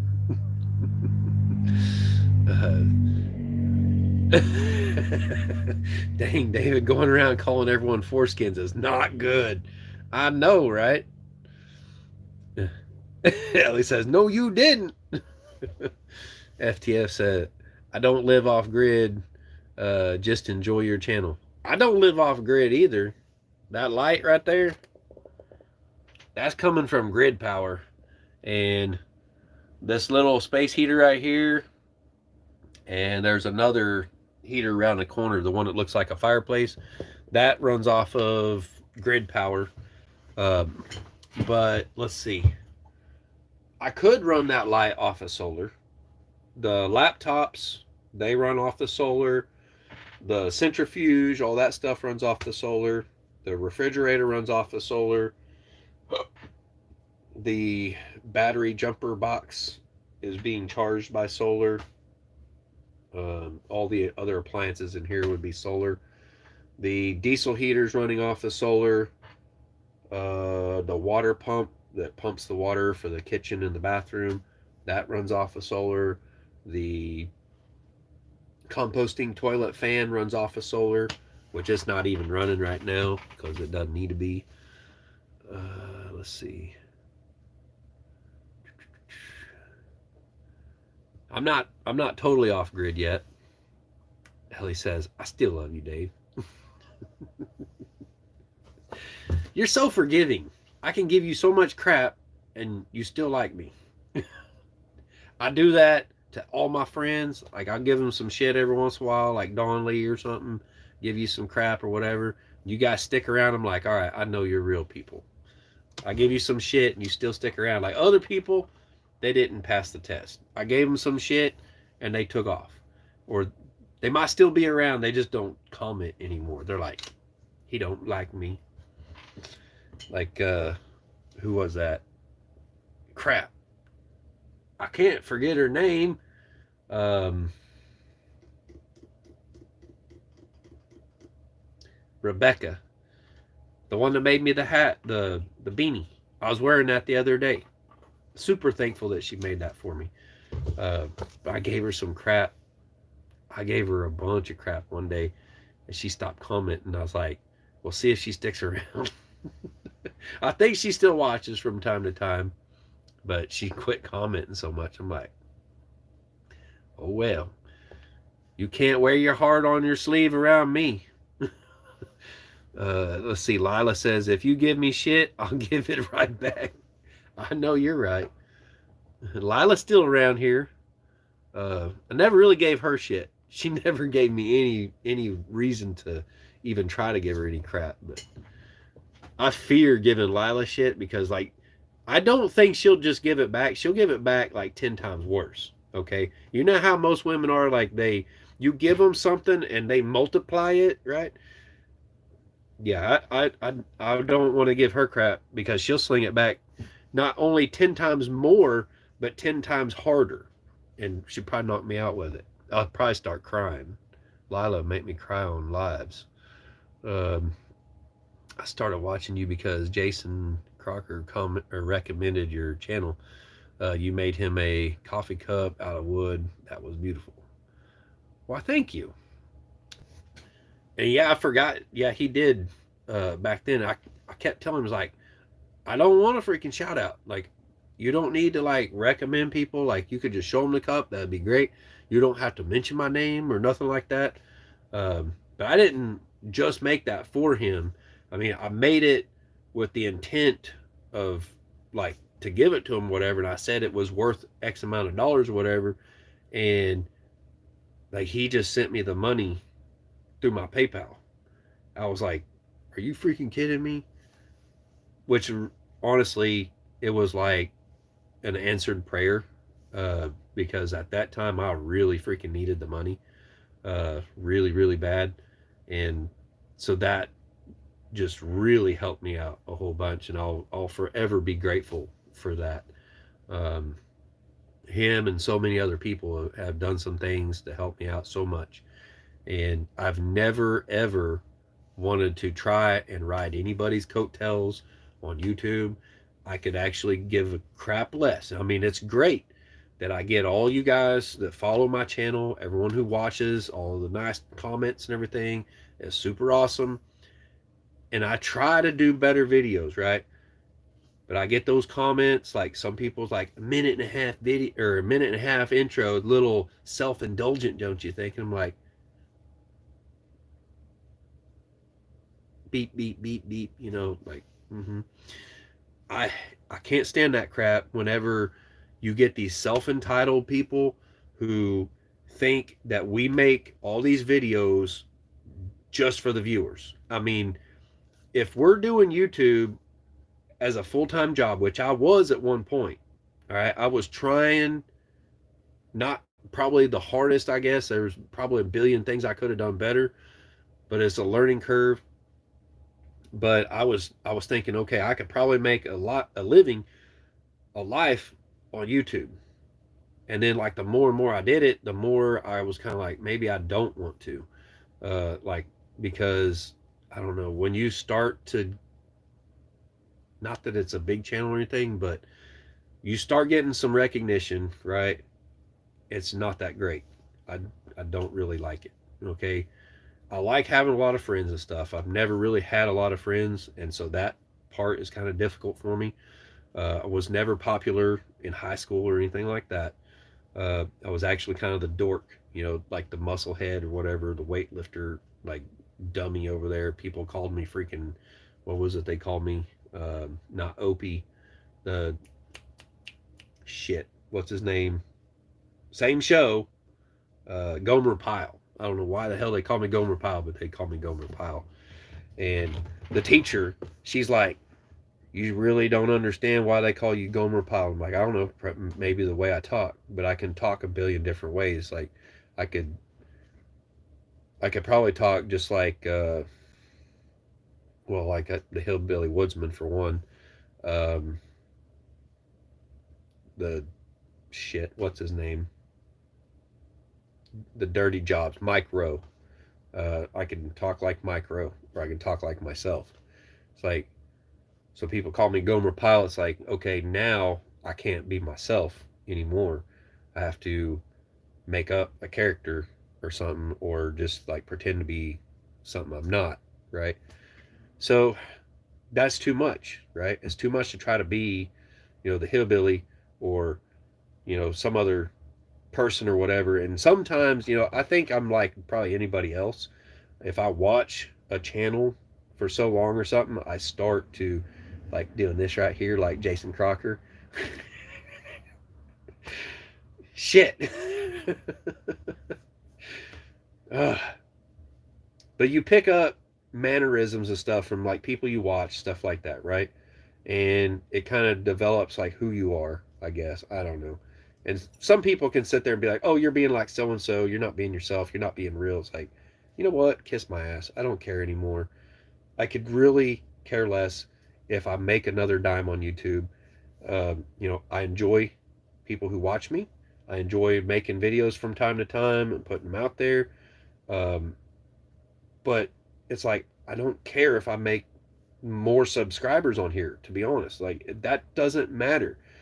And it's always like other channels. I've had a certain channel and I like them, and it's not the Crockers, but it was someone that had something to do with them at one time that had messaged me on Instagram and said some really crappy shit to me before, and I just had to like, you know, kind of sweep it under the rug and forget it. But it always sticks there that someone's like, you know, if one channel has 10,000 subs and the other channel has less than 1,000, then that channel with 10,000 subs should not collab with the channel that has less than 1,000. I've never understood that. I was like, bullshit. Like, I don't care. Like, tomorrow I could have 50 million subs. Who gives a crap? What does that matter? That's just a number. It doesn't make me any different than you or you or you, anybody. We're not any different. I'm still me. I'm still David Hood that grew up in Miami, Oklahoma that got made fun of all the freaking time. Okay? And I couldn't stand bullies, so I knocked the shit out of them. You know, bullies didn't mess with me. I'm still that same person. I don't care how many followers I have. Doesn't matter. Doesn't matter how much money I make on YouTube. If there's someone that is a friend of mine or someone I like and they only have 10 subs, I'm going to try to get them more subs, of course, if I can. But that doesn't mean I'm not going to collab with them. That doesn't mean that, I would probably be more likely to collab with a smaller channel than a bigger channel. Because a much bigger channel, like they're going to be more controlling, be like, oh, you need to do this, or you do a video and you upload it and then you send them the link and they watch it and they're like, no, I don't like that. Do this, do this, do, smaller channels, like they really don't give a crap most of the time because it really doesn't matter. All right. So I don't know. It just, this one person was like, made a video and it's like, did we even collab and saying shit like that? It's like, well, for one, I asked permission to make a certain thing to help out with a certain event. And I did that out of the kindness of my heart. And then I got accused of trying to ride coattails because this one certain channel, had a few thousand subs more than me or whatever. It's like that put a bad taste in my mouth, right? I didn't like that. I was like, okay, I'm glad I know you feel that way, but kiss my ass, because I've been on YouTube for 13 freaking years. It's taken me this long to get this far, and I'll probably be on here another 13 years. I don't know where I'll be. In 13 years on here, maybe I'll have 1 million subs. I don't know. That would be great, but that's not what I'm focused on. I really could care less about that number, because I've known one thing about YouTube is I know I have more subs than what they have on there. The number they show, like they try to cancel me out, and that number goes up and down. I know YouTube plays with those numbers. People do not subscribe and unsubscribe. You know, that number every 5 minutes is up and down, up and down. It's like that's YouTube. That's not legit. That's not people literally unsubscribing. Um, you know, there's a lot of people that subscribe that don't watch anymore, whatever. Um, and then there's the ones that come back for like every live video, the 20 some odd people or whatever that'll pop in here, hang out for a little bit or whatever, and then they're like, okay, I want to go do this or go eat or whatever, right? They got shit to do, but I don't know. It's the loyal ones that come back all the time that I truly enjoy. The ones that, you know, they'll come back on the and they'll catch the replay or whatever later on. They missed it and they'll comment or whatever. They'll watch it. I can actually see that there's hours of people watching my videos. I'm like, well, that's cool, because they actually came back and spent the time watching, catching up or whatever. And some of you come and actually are able to hang out, and I really appreciate that. Um, if it wasn't for you guys, I probably wouldn't still be doing this. So I actually care about y'all that come in here and watch all the time. But for those people who come in and leave crap comments, I could care less. I really could. Um, I wish YouTube had turned into a full-time job, because I can I can always say, back in the day, someone asked me, I think it was when I was, you know, trying to go to the military, and they said, what's your dream job? And I was like, I don't know. And I thought about it, and he's like, well, tell me what your dream job is. Like, I don't know. I don't think they've invented it yet. YouTube wasn't even a thing back then. And when I seen YouTube, I mean, it first started out as like cat videos and stuff we were watching. I remember I was working at Red's Welding. It would have been, I want to say,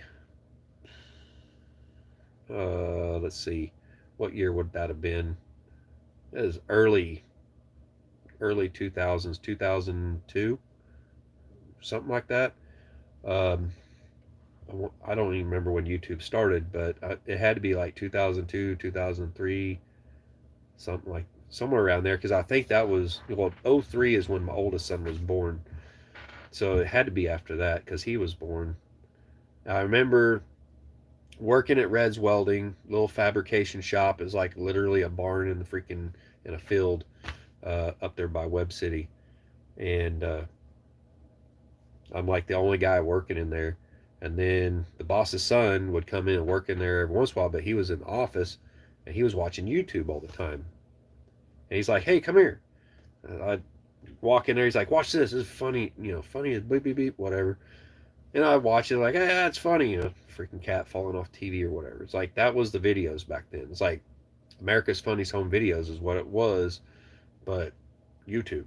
You know, people just uploaded funny home videos, and I was like, that's pretty cool.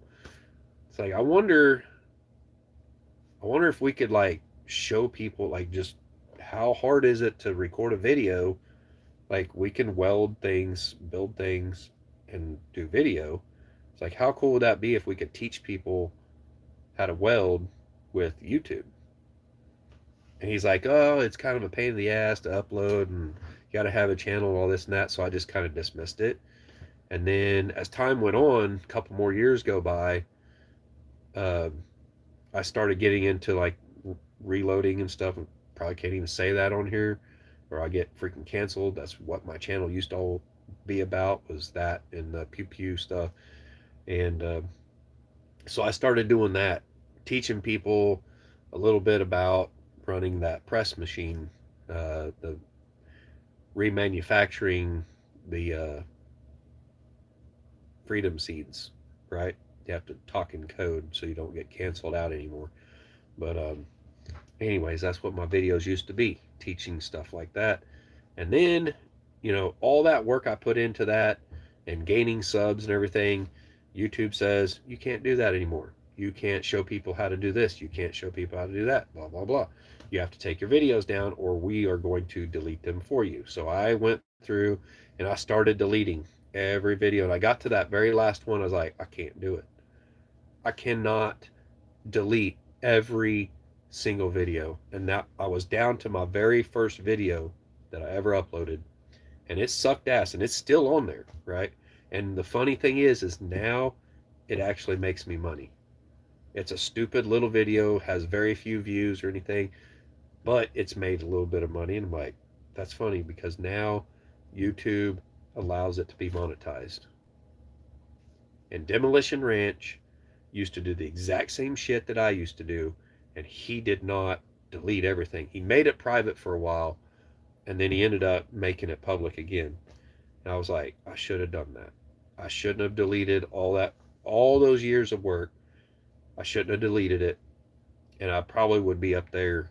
But I'm like, whatever. I don't even care. I fought and fought and fought, to get where I am and try to learn how to make videos. Of course, my videos weren't as good as Demolition Ranch. I'm not trying to compare myself to him, but I wasn't. I knew I wasn't as enthusiastic as he was with his videos and stuff. And that back then was when I really started realizing it's like, okay, you kind of have to do that. But if I was like that, I wouldn't be myself. Because if I'm like, you know, thank you guys for watching and we love you, like he does or whatever. No, that's not me. And I just can't do that. I can't keep up that charade. And so I'm like, I'm not going to do that. I have to be me. And if that doesn't work, then I don't care because I'm not going to not be me. I don't want to be fake because I watch channels that are fake. I watch channels that are like, oh, if you do clickbait, you do good. And I'm like, okay, I see Keeping It Dutch, and like he's like the freaking king of freaking clickbait. And I see it all the time. I'm like, I'm not even going to click on that damn video because I know exactly what it is.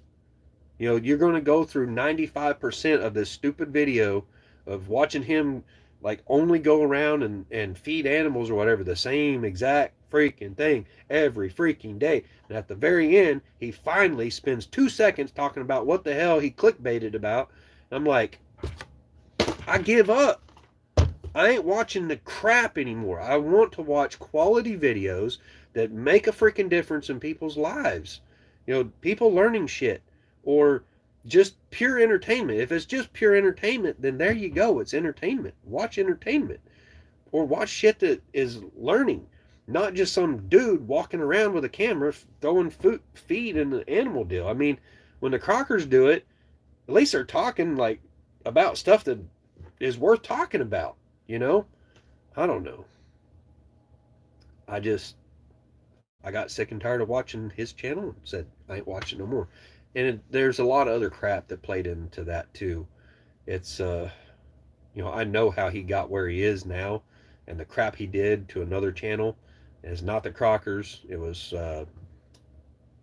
Pure Living for Life. What he did to them, that's how he got big. The crap he did was really not good. Okay. He doesn't deserve to be where he is. And he makes himself out to be such a nice guy and a Christian and all this and that. I'm like, he's not who he says he is. So, yeah, I don't want to be that guy. I don't want to be fake. I don't want people thinking I go to freaking church on Sunday. I probably haven't been to church in over 20 freaking years. So, like, don't think I'm holier than thou or whatever or better, thinking I'm better than other people or something like that. I'm a normal human being like any of the rest of y'all. Okay, half y'all's probably better off, better than me as far as all that goes. But anyways, let me catch up on the chat again. I went off on a rant.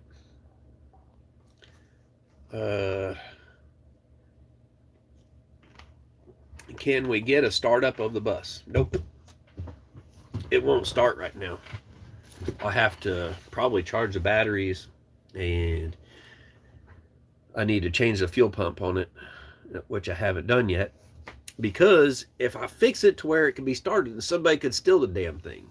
They could just hotwire it and drive off. Well, they'd have to break in here first. Then they have to move all the shit that's up there in the way. uh, so I made it kind of hard for someone to steal my bus. It it will start and run. It's just it's not super easy to get it fired up right now. Um, uh, Ellie Rojas. Ellie says I'm a. Mm, I don't even know what that says. Masochist. I don't even know what that. Yeah, maybe you misspelled it. I don't know. If you give me shit, I'll get. Okay, that was Lila. I think I read that earlier. Let's see. If I don't give my friends shit, they think I'm mad at them. Yeah. I mean, some people I don't give them crap because I have to kind of fill them out a little bit. Like, are they going to take it too personal, or because I can dish it out and not realize um, how abrasive maybe I'm being or whatever. Lila says, we kind of like you, David. You kind of like me? Well, thank you, Lila. That means a lot coming from you. Say surprise, surprise, surprise. Move it, move it, move it. Let's see. Can't get much smaller channel than mine. I don't know. My channel was like, well, after I deleted everything the first time, it was like it went down to like 50 or something. I had quite a few. It was 200 or 300, or more. I don't remember what it was up to. I know I was like almost monetized. I hadn't done like all the like to get monetized stuff, the like paperwork stuff. I thought like you just get so many subs and you're monetized, right? Or so many views, whatever it was back then. I don't even remember what it was, what the criteria was. But it was like I was almost monetized, and then it's like, oh yeah, you have to do this, this, and this. You got to like verify your channel. You got to fill out all this paperwork crap, to get set up to be monetized. And so I started doing that, and they changed the rules, and they said I applied to be monetized. I think I had enough subs. My brother's channel, which he don't have it anymore, he was monetized. He did all kinds of like review videos on like new cell phones and camera gear, all kinds of crap like that. He was doing that crap long before me. Like he was good at it. He was making money, like pretty decent money on YouTube. But it was a lot of work because like it was like every month there was a new freaking cell phone coming out or new camera gear, this or that, and it was very expensive to do that. But YouTube was kind of paying for it. And then finally he just said, you know what, screw it, it ain't worth it no more. And so he quit doing that. But it was when I filled out everything to become monetized, YouTube emailed me back, and they're like, I guess it was because they went through my channel and they seen what it was about. It was almost the same thing as Demolition Ranch, and I hadn't even really been watching Demolition Ranch until like right after this crap happened. And that's when I started watching his channel. uh, and I think it was because my channel and his channel was very much alike. Mine wasn't exactly like his. Mine was like more reloading than the shooting stuff. Like I had um, the groin protector, was shooting that with like different calibers and stuff like that, and other armor stuff. And they're like, yeah, you can't have that. You can't have the reloading. You can't do this, blah, blah, blah. I even had like casting, the lead casting on there of the pew pews stuff. Yeah, they're like, you can't have none of that.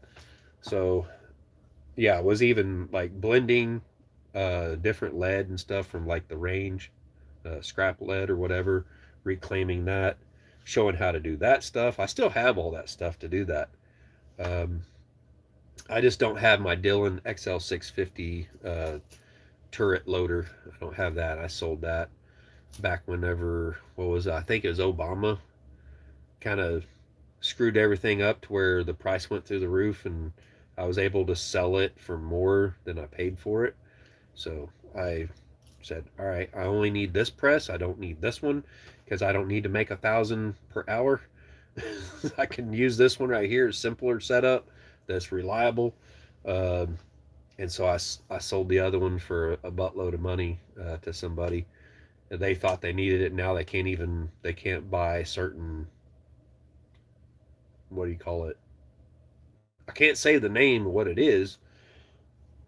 Mm, components. You can't buy certain components anymore.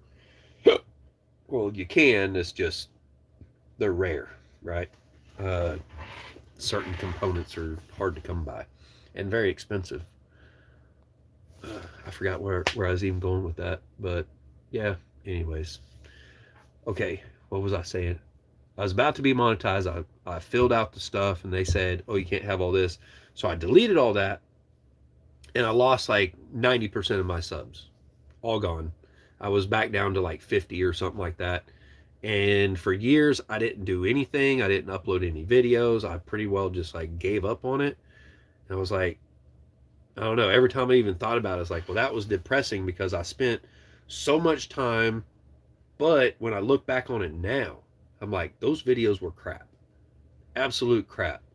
It's like I went through, and you know how I did like a live pretty much every day, driving the truck, going down the road.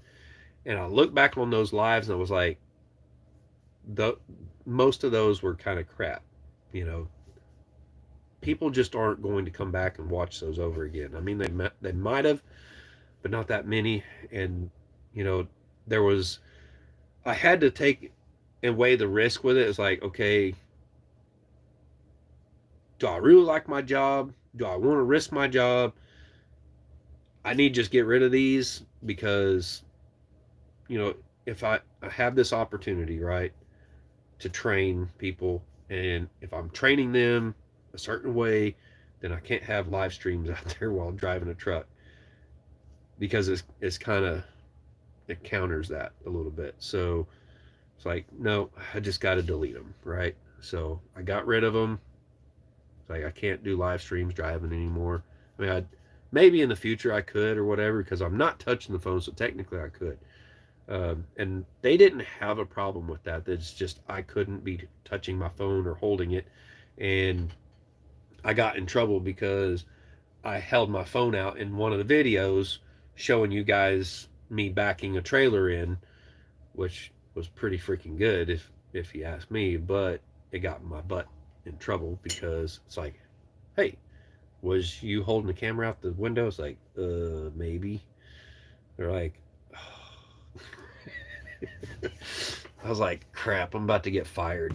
And they gave me that one get out of jail free card, you know. They're like, don't do it no more. You cannot be doing that. It's like, but I was in a parking lot. I wasn't driving down the freaking road. They're like, you were operating it. I'm like, oh, whatever. You know, you can't argue with them about it. Lila said, you're welcome, David. Sometimes a person needs to decompress, just unplug everything and refresh yourself. Uh-huh. That's what I've been doing here lately. It's like, I mean, I can't really do YouTube when I'm out there training because it's like I get up at 4 or 5 o'clock in the morning, which tomorrow morning I'll be up at that time, and I got to go pick up my student probably around 6, be at CFI at 6:30. We got to do pre-trip, blah, blah, blah. Like that. When I pick them up from that point on, I'm on duty. I'm training uh, all the way until about 7 o'clock that afternoon when we shut down, and then after 7, I'm sitting there going over like paperwork, teaching them how to read a freaking or how to fill out a logbook, a paper logbook, the old school way. I have to teach them how to read a freaking map. We got to go through training on their phone, stuff like that. If they have questions on that or whatever, I have to like help them with that. We have to talk about things like, you know, hey, you remember today when this happened or whatever, like, whatever it might have been. Like, okay, you turned your blinker on, you started to get over, and you turned your blinker off before you was even in that lane, and then you continued into. You can't do that. You have to keep your blinker on until you're fully in the lane. Yeah, I literally have had to say that before. Um, Stuff like that, right? I have to go through like paperwork. If we have to, like, let's say if you go to Laredo, you have to do a trailer interchange, like when you're if you're not dropping the trailer at CFI's yard in Laredo. If you're taking it to a forwarding company, you have to do a trailer interchange paper, fill that out, have them sign it, you keep a copy, they get a copy, you send in a copy, blah blah blah. All this crap, like all the paperwork crap that you have to do in certain instances that I don't have to do on my day to day. I still have to like teach them that stuff. It's a lot. And it might be 9 or 10 o'clock at night or whatever before I'm done with that. And at that point, it's like I might play a, a YouTube channel or something, and then I pass out. I'm laying down at that point, and like I'm done. So like people who have messaged me throughout the day or whatever, I don't ever get back like to you. I probably read what you said or whatever at some point during the day, but then later on I forget about it, and so I don't get back with you because then it's late at night, and like if it's after a certain time, I'm not going to be texting people back. So I don't know. I'm just like that because here's the other thing. Like sometimes you guys, some of you all message me, and I'll literally be asleep at that time because there's times where I have to sleep during the day. I know some of you guys don't get it because you're like, you think you know what my schedule is because you're like, well, he usually runs this time to this time. Sometimes I don't. Sometimes I can't. Uh, there was a couple of trips where one of them, we literally got to Seagoville, had to go to sleep in Seagoville, right? So had to sleep that afternoon and get up at midnight and run. And there was people messaging me like nonstop, just boom, boom, boom, boom. And I had to shut my phone off because it just kept going off. And I needed to sleep. I ended up only getting like maybe 3 hours of sleep or something. And then my trainee, apparently he didn't understand, like somebody had maybe somehow made him think that at night he couldn't be in my truck. And I was like, no, you have to be in the truck. When I'm sleeping in the truck, your butt gets up in that top bunk up there and you go to bed, right? And for some stupid reason, this guy thought that at Seagoville he was supposed to be inside the terminal and not in my truck. I'm like, no, I told you very clearly. I said, you have to go to the truck and you have to go to sleep. You have to get some sleep. And he's like, I'm good. I'm like, no, you're not. You have to get up at midnight and drive.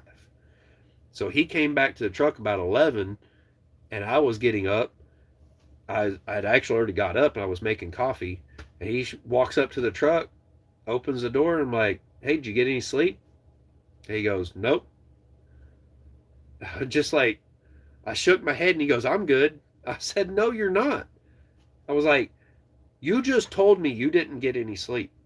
As a trainer, I cannot let you drive because it's at night. It's dark, and for one, I don't know how well you can see at night. Um, with a certain trainee I've had, it's very obvious that he can't see well at night. And yeah, I don't know if he can overcome it. It's like he doesn't go out of his lane or anything. It's just certain things he does. It's very obvious that he can't see very well at night. And so I have to like talk with safety about it and be like, hey, I've asked him, like, do you have trouble seeing at night? He's like, oh, I'm good. I'm like, no, I can tell. It's like certain things, like when he sees something, he doesn't see it until it's close up, and then he jams on the brake. I'm like, hey, you got to stop doing that. I literally made him stop at a truck stop, and I drove from that point on at night. And then the next morning, when it's still dark, I had to drive then. because I was just like, I'm not, I'm not going to sit there and stress out over it. So I drove until the sun, started coming up, and I pulled into a truck stop and I let him drive from that point. But yeah, I don't know, like certain people, they don't see well at night, and so I feel that wouldn't keep him from driving the truck. You just probably shouldn't be driving at night, because it's kind of obvious he has a problem, especially when there's cars coming at him and the lights are kind of bright or whatever. That it's kind of obvious he has trouble seeing. I mean, he can keep it in his lane or whatever. He can still drive pretty safe. It's like, but he like hits the brakes or like he overreacts to certain things. I'm like, Evelyn said, I quit watching Dutch for the same reason. Yeah, and I gave him a chance like years later. Like I had even told YouTube, like, don't even recommend this channel. Like that's the only channel I've ever been like, don't recommend this freaking channel to me ever again. And then YouTube is like, people who watch this channel watch this guy also. I'm like, I don't care. Like I don't want to watch that dude. I don't even want to see his face or his clickbait on my freaking screen again. Ugh. It's kind of aggravating. I mean, it's to that point that I'm just like, I don't want to see it. I just don't want to see it. I'm not going to go on his channel and like, you suck, or like comment stupid crap like a lot of people do to me. And I know they do it to other people like way worse than they do to me. Here lately it's been pretty bad. I've gotten all kinds of comments and I'm just like, delete, delete. It's like I don't even care. I used to comment hateful crap back to people who said hateful crap to me, and finally I said, you know what? It's not worth it anymore. I'm just going to ignore them and delete them and be done with them. The Arms Family is an excellent channel. Yes, they are. They might do a little bit of clickbait, but they do it with taste. And, those guys, they're great people. It's just kind of unfortunate they're friends with a certain person. Um, Ellie was saying she is a masochist. I don't even know what that means. Masochist.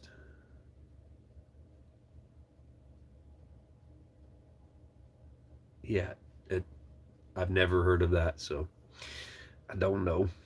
Explain it to me. I'm stupid. This old lady needs to get some shut eye. Good night. Good night, Lila. Go check out your eyelids. They're the backside of your eyelids. Debbie Shrimman said, hang on. I haven't drove at night for several years now because I don't see as well as daytime. Yeah. Yeah, I think like my mom doesn't really see that well at night either. And it's like she's not like bad. Uh, Shit, it's been a long time since I've rode with her at night or whatever, but like this dude, it was very obvious that he couldn't see that well at night. And I would always be saying, like, hey, you need to be looking as far ahead as you can possibly see. And we were coming up on a vehicle that was on the shoulder that had their four-way, flashers on. And I mean, you could see them like 2 miles away, right? And it's dark and I'm looking over at him like, are you going to get over? Are you going to turn your damn blinker on and get over? It's what I'm thinking. And we're getting closer and closer and we're about a quarter mile. And I said, hey, if you can get over, you need to do so. And so he's like, oh, and turns a blinker on and just gets over. I'm like, I could see that car with their four-way flashers on the shoulder for 2 miles. And we're only running like 62. He's not even like, we could run 65 to 67-ish, right? So 65 is what it's governed at, but if you double pump the pedal, you can go up to 67. But he's doing like 61, 62 or something. And I'm like, okay, he's driving slower. And there's a car up here on the shoulder. And it's almost like a surprise to him, right? I'm like, he's not seeing that great. And then other things like he would see something on the shoulder and he would jerk the steering wheel just a little bit. And I was like, I feel that in the truck, like everything they do or whatever. I don't know. It's like all my sensors are on. I know, and I can feel everything the truck's doing, like by the seat of my pants. I can't really see in that driver's side mirror, so I don't know what's on his left. And I've literally had some trainees before say, "Can I get over?" I'm like, "Hell if I know. You're the one that's got the freaking mirrors. You're the one that can see over there. I can't see over there. Look in your mirror. Is it clear? Is there anyone beside you? If there's someone beside you or someone coming up quickly, then no, you can't get over." I had one person who thought that if there was a car over in the ditch that they had to get over or slow way the hell down, like jam on their freaking brakes. And I was like, what the hell are you doing? They're not in the breakdown lane. They're literally in the freaking grass. Don't slam on your brakes. And almost every student I've had, there'll be a vehicle, semi truck, a car, whatever, coming up an on ramp. And I look at them. I'm like, do you see that vehicle coming on the on ramp? They're coming up pretty slow and we're going 65. They're going to come in. Like you can see the timing is they're going to be right beside us. So if you can get over, you need to do so. And what do? They turn their blinker on, hit their brakes, and get over to the left lane on the interstate. I'm like, what are you doing? You do not hit your freaking brakes and get into the left lane. If anything, if you're getting into the left lane, you speed the hell up as fast as you can. Like, it's 70 mile an hour. We can only do 65, and you're getting over to the left. You do not freaking get on your brakes like that. And I don't know what the hell's going on behind us. I don't see in his mirror, so I don't really know if he just maybe like cut someone off, like slammed the door on them. I don't know. I'm like, okay, how do I explain this to you? That lane is supposed to be going fast. Do not hit your brakes and get over like that. If you can get over, get over. The only time you might, there might be a scenario where you might do that is if there's someone right beside you and all you need to do is slow down a little bit to duck in behind them, then that's a scenario where you might do that. Okay? You do not, like he kept doing it, like he'd slow down. There's not anyone over here, so he'd slow down and get over. And finally, I about freaking flipped out. It's like, all right, I'm tired of telling you, do not hit your brakes and then get in that left lane. Don't do it. Unless there's someone beside you that you need to slow down to get in behind them.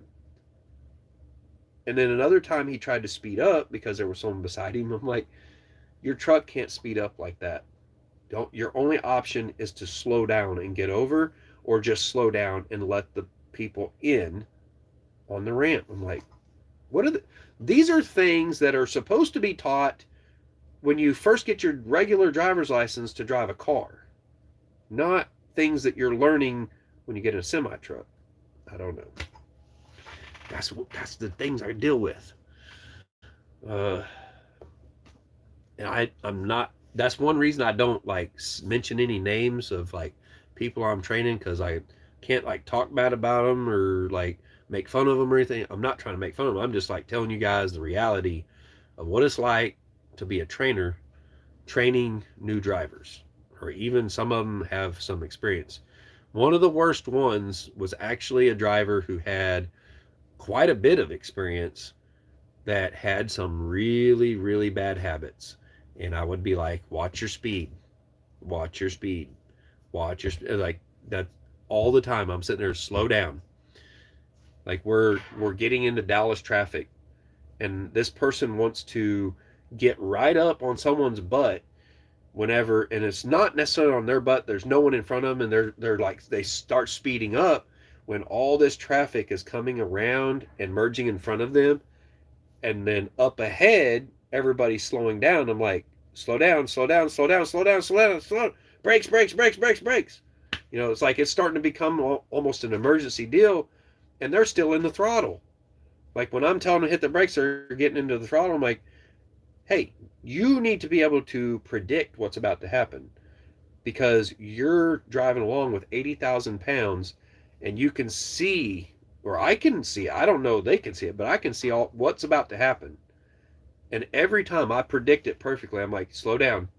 And they start to slow down, and whoosh, traffic, all these people come in front of you or whatever. You guys probably seen it on my lives before where I start slowing down, but it doesn't become an emergency type thing with me driving because I see it happening before it happens. I'm like, I know what's about to happen. I've seen it a billion times, so I know what's going to happen, and I slow down ahead of time. But I'm trying to teach them this so that they can start predicting that, so they start slowing down. But this one, like, he would be like on it, on the throttle, speeding up when he should have been slowing down. I'm like, what are you doing? Slow the hell down. You're about to rear end somebody. Whew. It took a little bit to break him of that, and it was somebody who shouldn't have been doing that. They had a good amount of experience. But man, bad habits. And bad habits are hard to freaking break. My mom said, nope, I don't. Nope, you don't what? Debbie said, I haven't drove at night for several years. Okay. Nope, you don't what, Mom? You don't have a hard time seeing at night? Or you just don't drive at night? Ugh. Man, what time is it? Oh, you don't drive at night. Or at least you try not to. Oh, it's 9:07. Dang. I've been on here for a bit.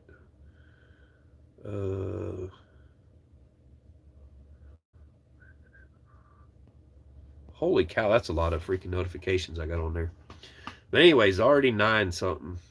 I probably should be getting ready for bed here pretty soon. So I think I'm going to be getting off here. No, I don't. My mom's keeping it like, her comment is so short and sweet. It's like, no, you don't what? No, I don't. Drive at night. No, I don't. She's like, whatever, Dave. You don't drive at night or you don't see well at night? Which one is it? You said drive at night, and then you said again, no, I don't. You're confusing me.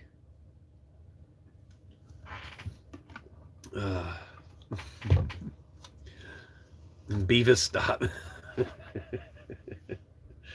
I'm messing with you. But anyways, I guess I can't think of anything else to talk about. Can you guys think of anything? Got any questions for me? Otherwise, I'm going to be getting off here. I'll give you guys a minute or so. We've been on here 2 hours and 52 minutes. So we're going on 3 hours. Wow. That's crazy. How time flies when you're having fun. You got the flu bug. Oh, dang it. And I earlier was thinking about coming over there today. Good thing I didn't. I can't be risking getting sick because if I do, well, then I can't have a student on the truck. Oh, that's another thing. I had one student, like when he would start getting tired, he started coughing a lot, going like that all the time. I was like, it started getting to me a little bit. It's like, could you stop coughing in my truck? Like, I don't know why you're doing that. He's like, well, I'm clearing my throat. Like, well, quit. Like, drink something. He's like, well, then I'll have to pee. I don't care. Stop coughing in my freaking truck. Like you just never realize like the things that will get on your nerves until you get, certain people in your truck or whatever, and then like these situations happen and you're like, okay, that's kind of annoying. I don't know. I just never really had that before. Oh no. Yeah, Evelyn said, oh no, praying for you, Betty. Patty Price. What's up, Patty Price? Good to see you. Headaches and nausea. Ugh, that sucks. Ugh.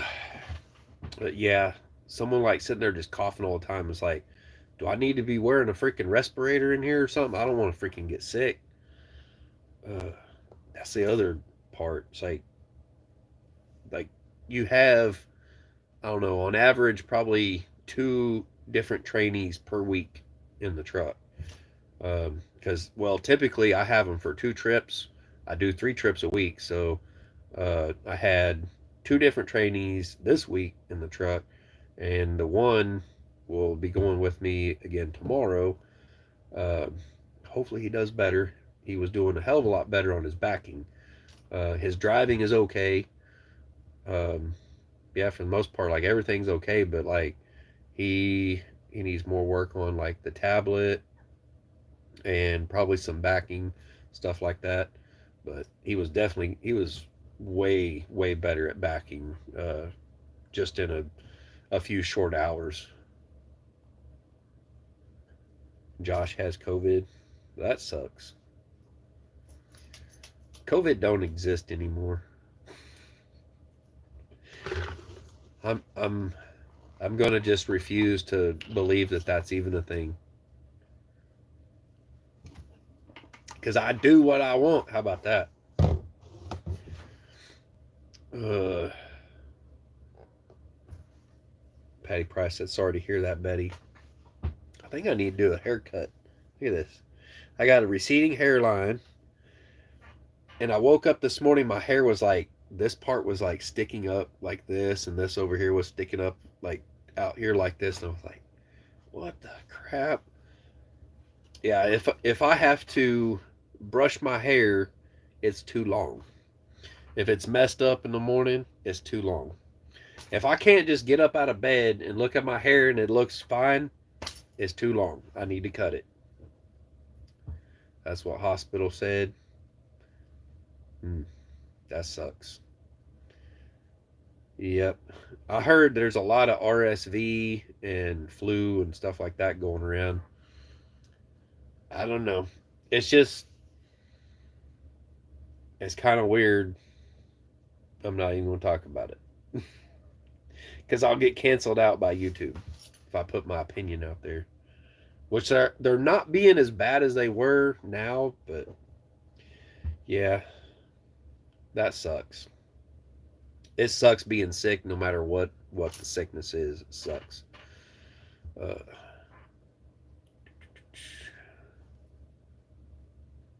hmm. Everybody over there is getting sick. Dang. That means I'll probably end up catching it with having freaking trainees in the truck and then stopping in at truck stops and stuff all through Oklahoma. It's probably everywhere by now. But I don't know. I have a pretty good immune system, I think. Well, tell Aunt Zet that I'm praying for her and my cousin Josh. Look at that. We got more people in here watching now. Yep, don't want to go around here.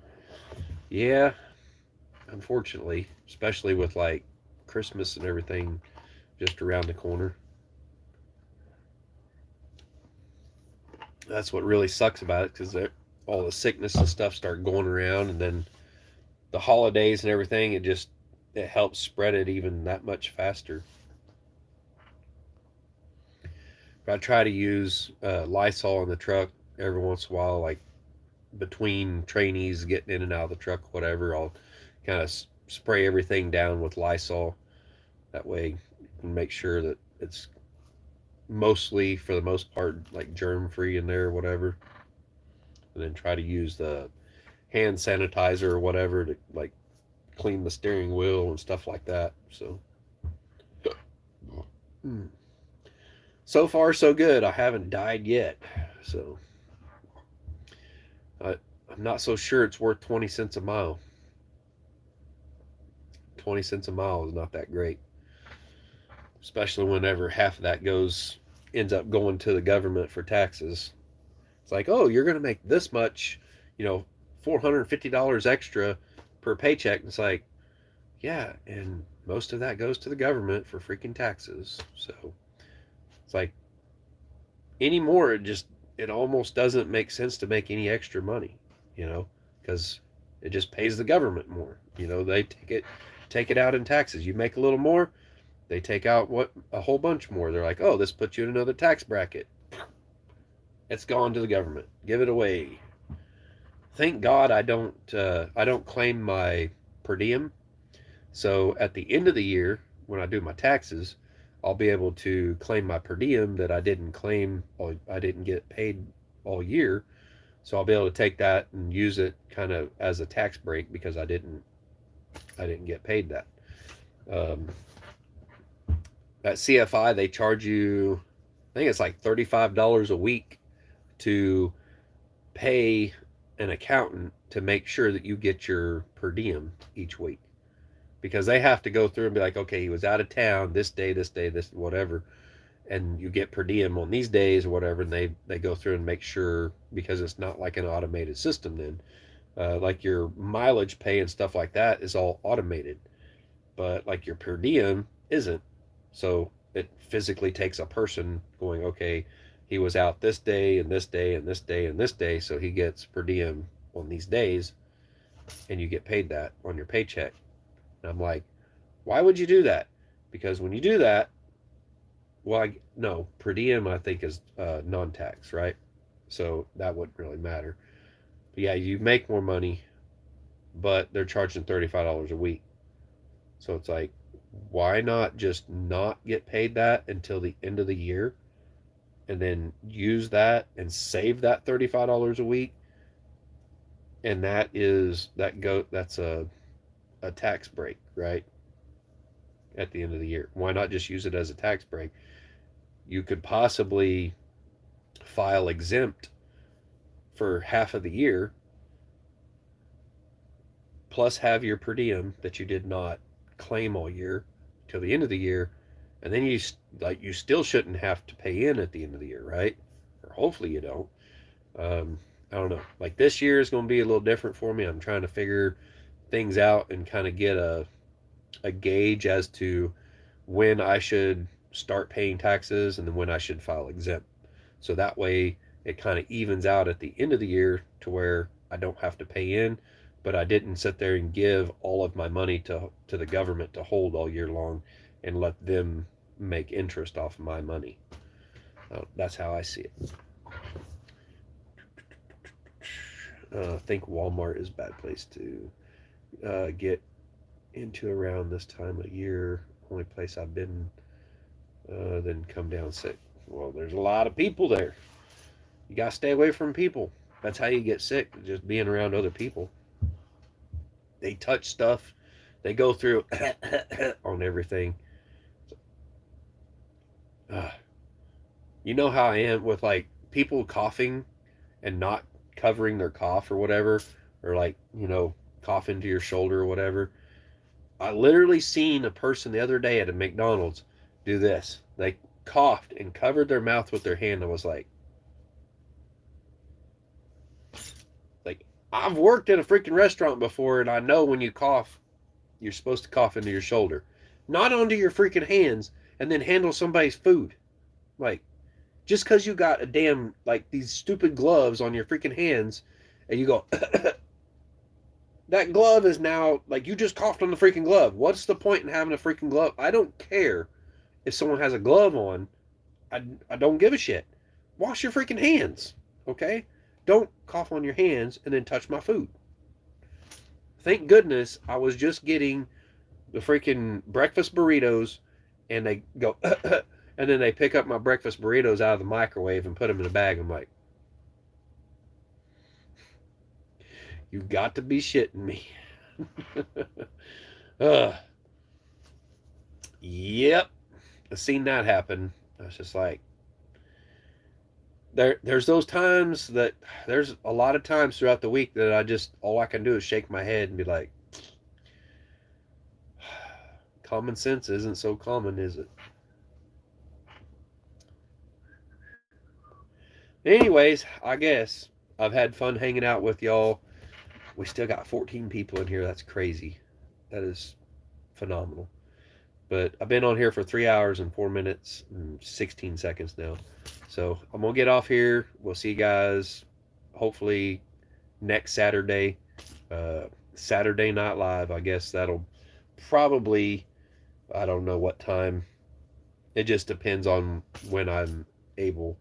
Because who knows? Saturday's my only day off, so I try to do whatever I can. Today has just been shot to shit, so pretty much didn't get anything done other than go and inquire about the the whatever you call it, the building. Mom, you wasn't in here earlier when I was talking about that, but anyways, so I went and looked at a building to have built here at the house in front of the shop or the garage, whatever, to add on or whatever. Uh, my mom said, "What? What?" She said, "Okay, good night." What? Cool. Okay, yeah. So you seen it? Um, it is what I say earlier, 24 or 25. I think it's supposed to be a 25 by 30. Well, it's a 24 by 30. So, anyways, and it's like $11,096 or something like that. It shouldn't be that much. If I have the back wall, like no wall there, to where you can just walk through there, I'm actually considering just having a garage door uh, in the back of it, like two 10 by 10s. That's what these are. These are 10 foot by 10 foot doors right there in the front. And I'm thinking about possibly doing that in the back, just because he said they can't attach it to an existing building. And I said, well, can you leave it not attached to the concrete? And then I went out and I looked at the building, and it's freaking heavy. I was like, there's no way I'm moving that building. Once they build it, it's in place. So I don't know. Kind of thinking I probably need to just get two extra doors put in. They can build that back wall with the doors openings or whatever, um, and put that up against the house, like where it's pretty close. I don't know. I was like, if you guys could just build it against the freaking house, I will sign a waiver. That I'm not going to hold you guys responsible, and I don't give a crap about freaking warranty because, if something happens to it, my homeowner's insurance is going to cover it. So it's like I don't even care. Um, yeah, I would rather just sign a waiver and have them pretty much like put it against the house, and then have a contractor come in and put the flashing and everything around it to where it's virtually attached. Um, but yeah, I've outgrown my wood shop, and I'm pretty much crippled in there. I can't do anything. There's no room to work in there, and all the wood I have inside stored in there, I want to keep it in there, to keep it dry so I can use it for projects. I was like, what's the next step? What do I need to do, you know, to be able to like start making tables? I've been looking at welders. Uh, I'm on the fence about MIG, TIG, or stick. Which one do I get to make metal legs for tables? I want to focus on making tabletops with the wood slabs and use metal for the legs instead of doing all wood. That way, it's just going to be easier to bolt the legs to it. It'll be easier to pack it for shipping, stuff like that. Instead of having to have like big wooden legs that are like super heavy and everything, shipping will be considerably cheaper. Um, so I'm like, okay, do I want to do MIG welding or do I want to do TIG? I already have a stick welder, and I already know I don't want to do stick welding. Number one, it's slow. It takes a lot of electricity. Um, TIG welding still takes a lot of electricity. MIG welding takes less electricity, but you also have to have gas, which I don't have the tank for MIG. I have a tank for TIG. I have an argon tank already. That's 100% argon. I don't have a 75-25 of argon and CO2 for MIG or for hardwire. Um, you could do flux core, but I don't like flux core. Flux core kind of sucks. It's pretty much the same thing as stick welding, but it's wire. And it's very problematic if you get cheap wire. So I'd rather do hardwire 035 with 75-25 gas or TIG. Now I can make TIG welding look super nice, which would be pretty cool, especially if I did like stainless steel legs. But then I also would need to get like a plasma cutter and or well, I would need a plasma cutter to cut the plates and maybe an iron worker to punch holes in plates, or I would have to plasma cut. Like if I had a CNC plasma cutting table, I could get sheets of metal put up there and cut out all the plates, or I can buy the legs pre-made and just pay for the shipping, right? I can get steel legs, like X-brace steel legs for, I want to say 50 to 80 bucks for a set, for, different height tables. So I was like, which do I do? I looked at the quality of some of the table legs and I'm like, I could do better. And that could actually be a selling point if I do TIG welding, because it's going to be much more artistic. You're going to see that perfect row of dimes, especially if it's like stainless steel. It's going to look like super, super nice, and it can just be polished out and not painted or whatever. And that would add to the look of the table. It would add value to it just because it looks so nice because it's my welding. Um, the other ones that are like super cheap, it looks like somebody just chopped the tubing, made a whole bunch of them at once.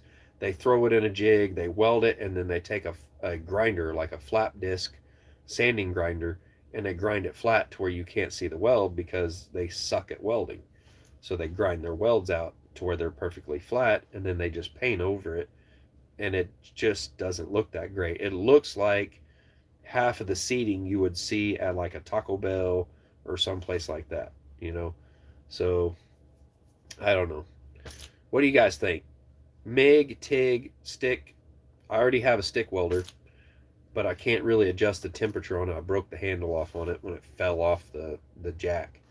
I had it up on a transmission jack for some stupid reason, and I had a strap around it, and I did something. I don't remember what it was that day. I did something, and the stupid thing like fell off, and the strap wasn't holding nothing.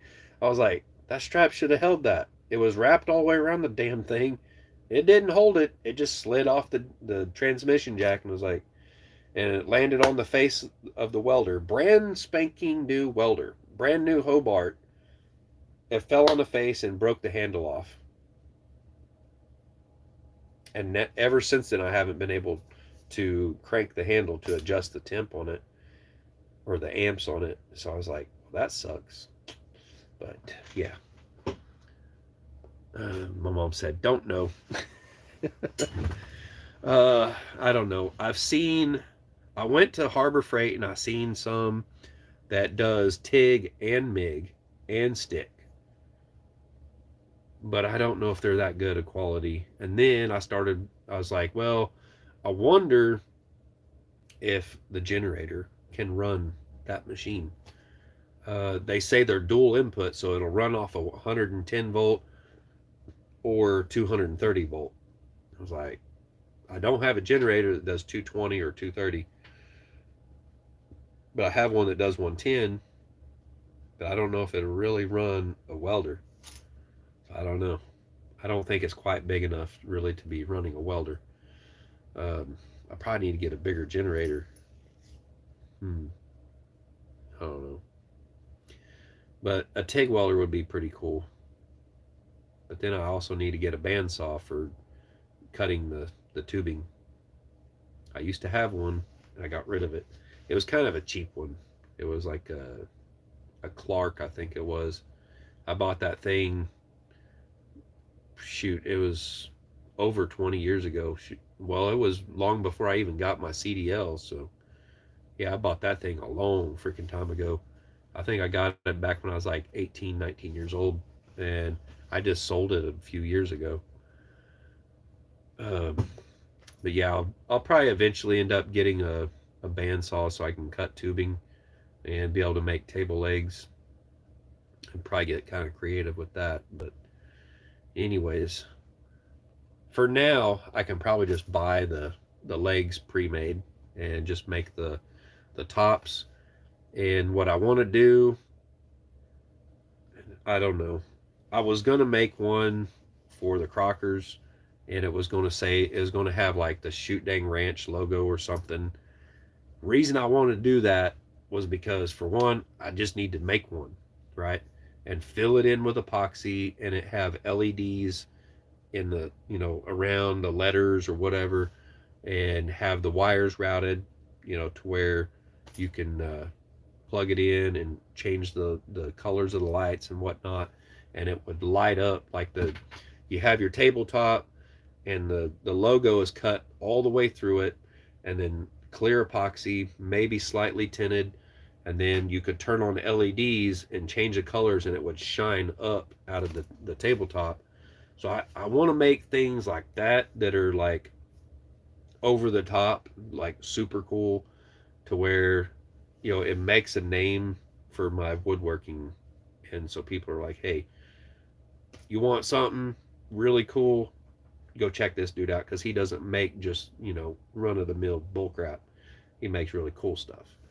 um, so that's kind of the idea. I got to try to make things that really stand out, that you just don't see other people doing. um, so that's kind of the idea behind that. And I also want to make my own table legs, and who knows, one of these days I might start casting my own aluminum table legs. You know, I don't know if y'all seen the video where I was shredding up the aluminum cans in the chipper shredder, but I was making a foundry so I could melt down aluminum to make the bandsaw wheels to build my own sawmill. Well, I already bought a sawmill, so I don't really need to make one now. But I have the what do they call that? The Petrobond sand, and I have a giant crucible, and I got a bunch of aluminum. I've got a half built foundry. I need to I need to get the refractory cement and finish the lid. And the lid's gonna be kind of heavy because it's big. Uh, so I'm gonna have to make like a mechanism that picks it up and moves it out of the way to load the foundry. So I still got to kind of figure that stuff out. And I have a waste oil burner for that, which actually works. I've tried it out before. I've already fired the foundry, but I don't have a lid for it yet. I need to get the lid done. But that refractory cement stuff's kind of expensive, so that's one thing I need to do. Is get that done. Um, then I could probably, all I need to do is make a double side, split in half mold for it basically looks like I-beam kind of, that's bent. You may have seen them before. It's a very industrial, uh, it'll be cast aluminum, so it'll be lightweight, but it's going to look like cast iron. You just paint it black, or maybe paint it like a rusty color, to make it look like it's rusty, and they got that patina. um, and it'll look like cast iron, but it's cast aluminum. So I can do that and start casting my own table legs. And those things, if you can buy them off of Etsy or whatever it is off the internet, and they're usually like $300 to $600 for a set of those. Just it depends on where you get it from or whatever. But I think those are some of the coolest looking ones. So if I could start casting those myself and do some videos on that too, I think that would help the channel. It's more up my alley, like what my channel is supposed to be about. So I could probably do that. Maybe not worry so much about um, the welder and the steel legs or whatever, I can probably just start doing some aluminum cast. But could you imagine how expensive a table like that would be if I had to cast it myself? I don't know. If I buy them, you're looking at maybe $600. Um, Adventures with Taylor. What? I know that channel. What? Did she finally upload another video? I think that's her. Huh. I have not seen her put a video out in probably over a year. Huh. That was a channel that Jason Crocker had mentioned a long freaking time ago, and she did videos. I'm pretty sure that's her. I'm gonna have to go check that out. But anyways, I'll probably just go ahead and get off here. My mom said I need cookout grill whenever you can make one. You can buy those at Walmart pretty cheap, right? You want me to make you a cookout grill? You want one made out of an 18-wheeler brake drum? I've got an extra brake drum out here. Junk. Yeah, the ones at Walmart are junk, but if I make you an outdoor cooker, it's probably out of an 18-wheeler brake drum that came off my old Peterbilt. And they're heavy. You wouldn't be able to move it. That gun thing weighs probably a couple 100 pounds. That's funny. You want me to make you a cookout grill? I actually have a couple of those. One of them is supposed to be a forge. I've actually got it on legs. I've welded the legs to it, and it just sits out there. It looks like a standing flower pot. It's a brake drum standing up. Well, I'm sure you've seen it, Mom. Anyways, I've been on here another 21 minutes. I'm going to get off here. Thanks for hanging out with me. It's been fun, y'all. Have a great day. Something inspirational. We'll see you later. Bye. Have an awesome one. Oh, hang on. What? Evelyn said, I hope everyone has a good night. There you go. Something inspirational. Thank you, Evelyn. She closed it out for me. Then my mom said, okay, good night. All right, bye. Have a good one.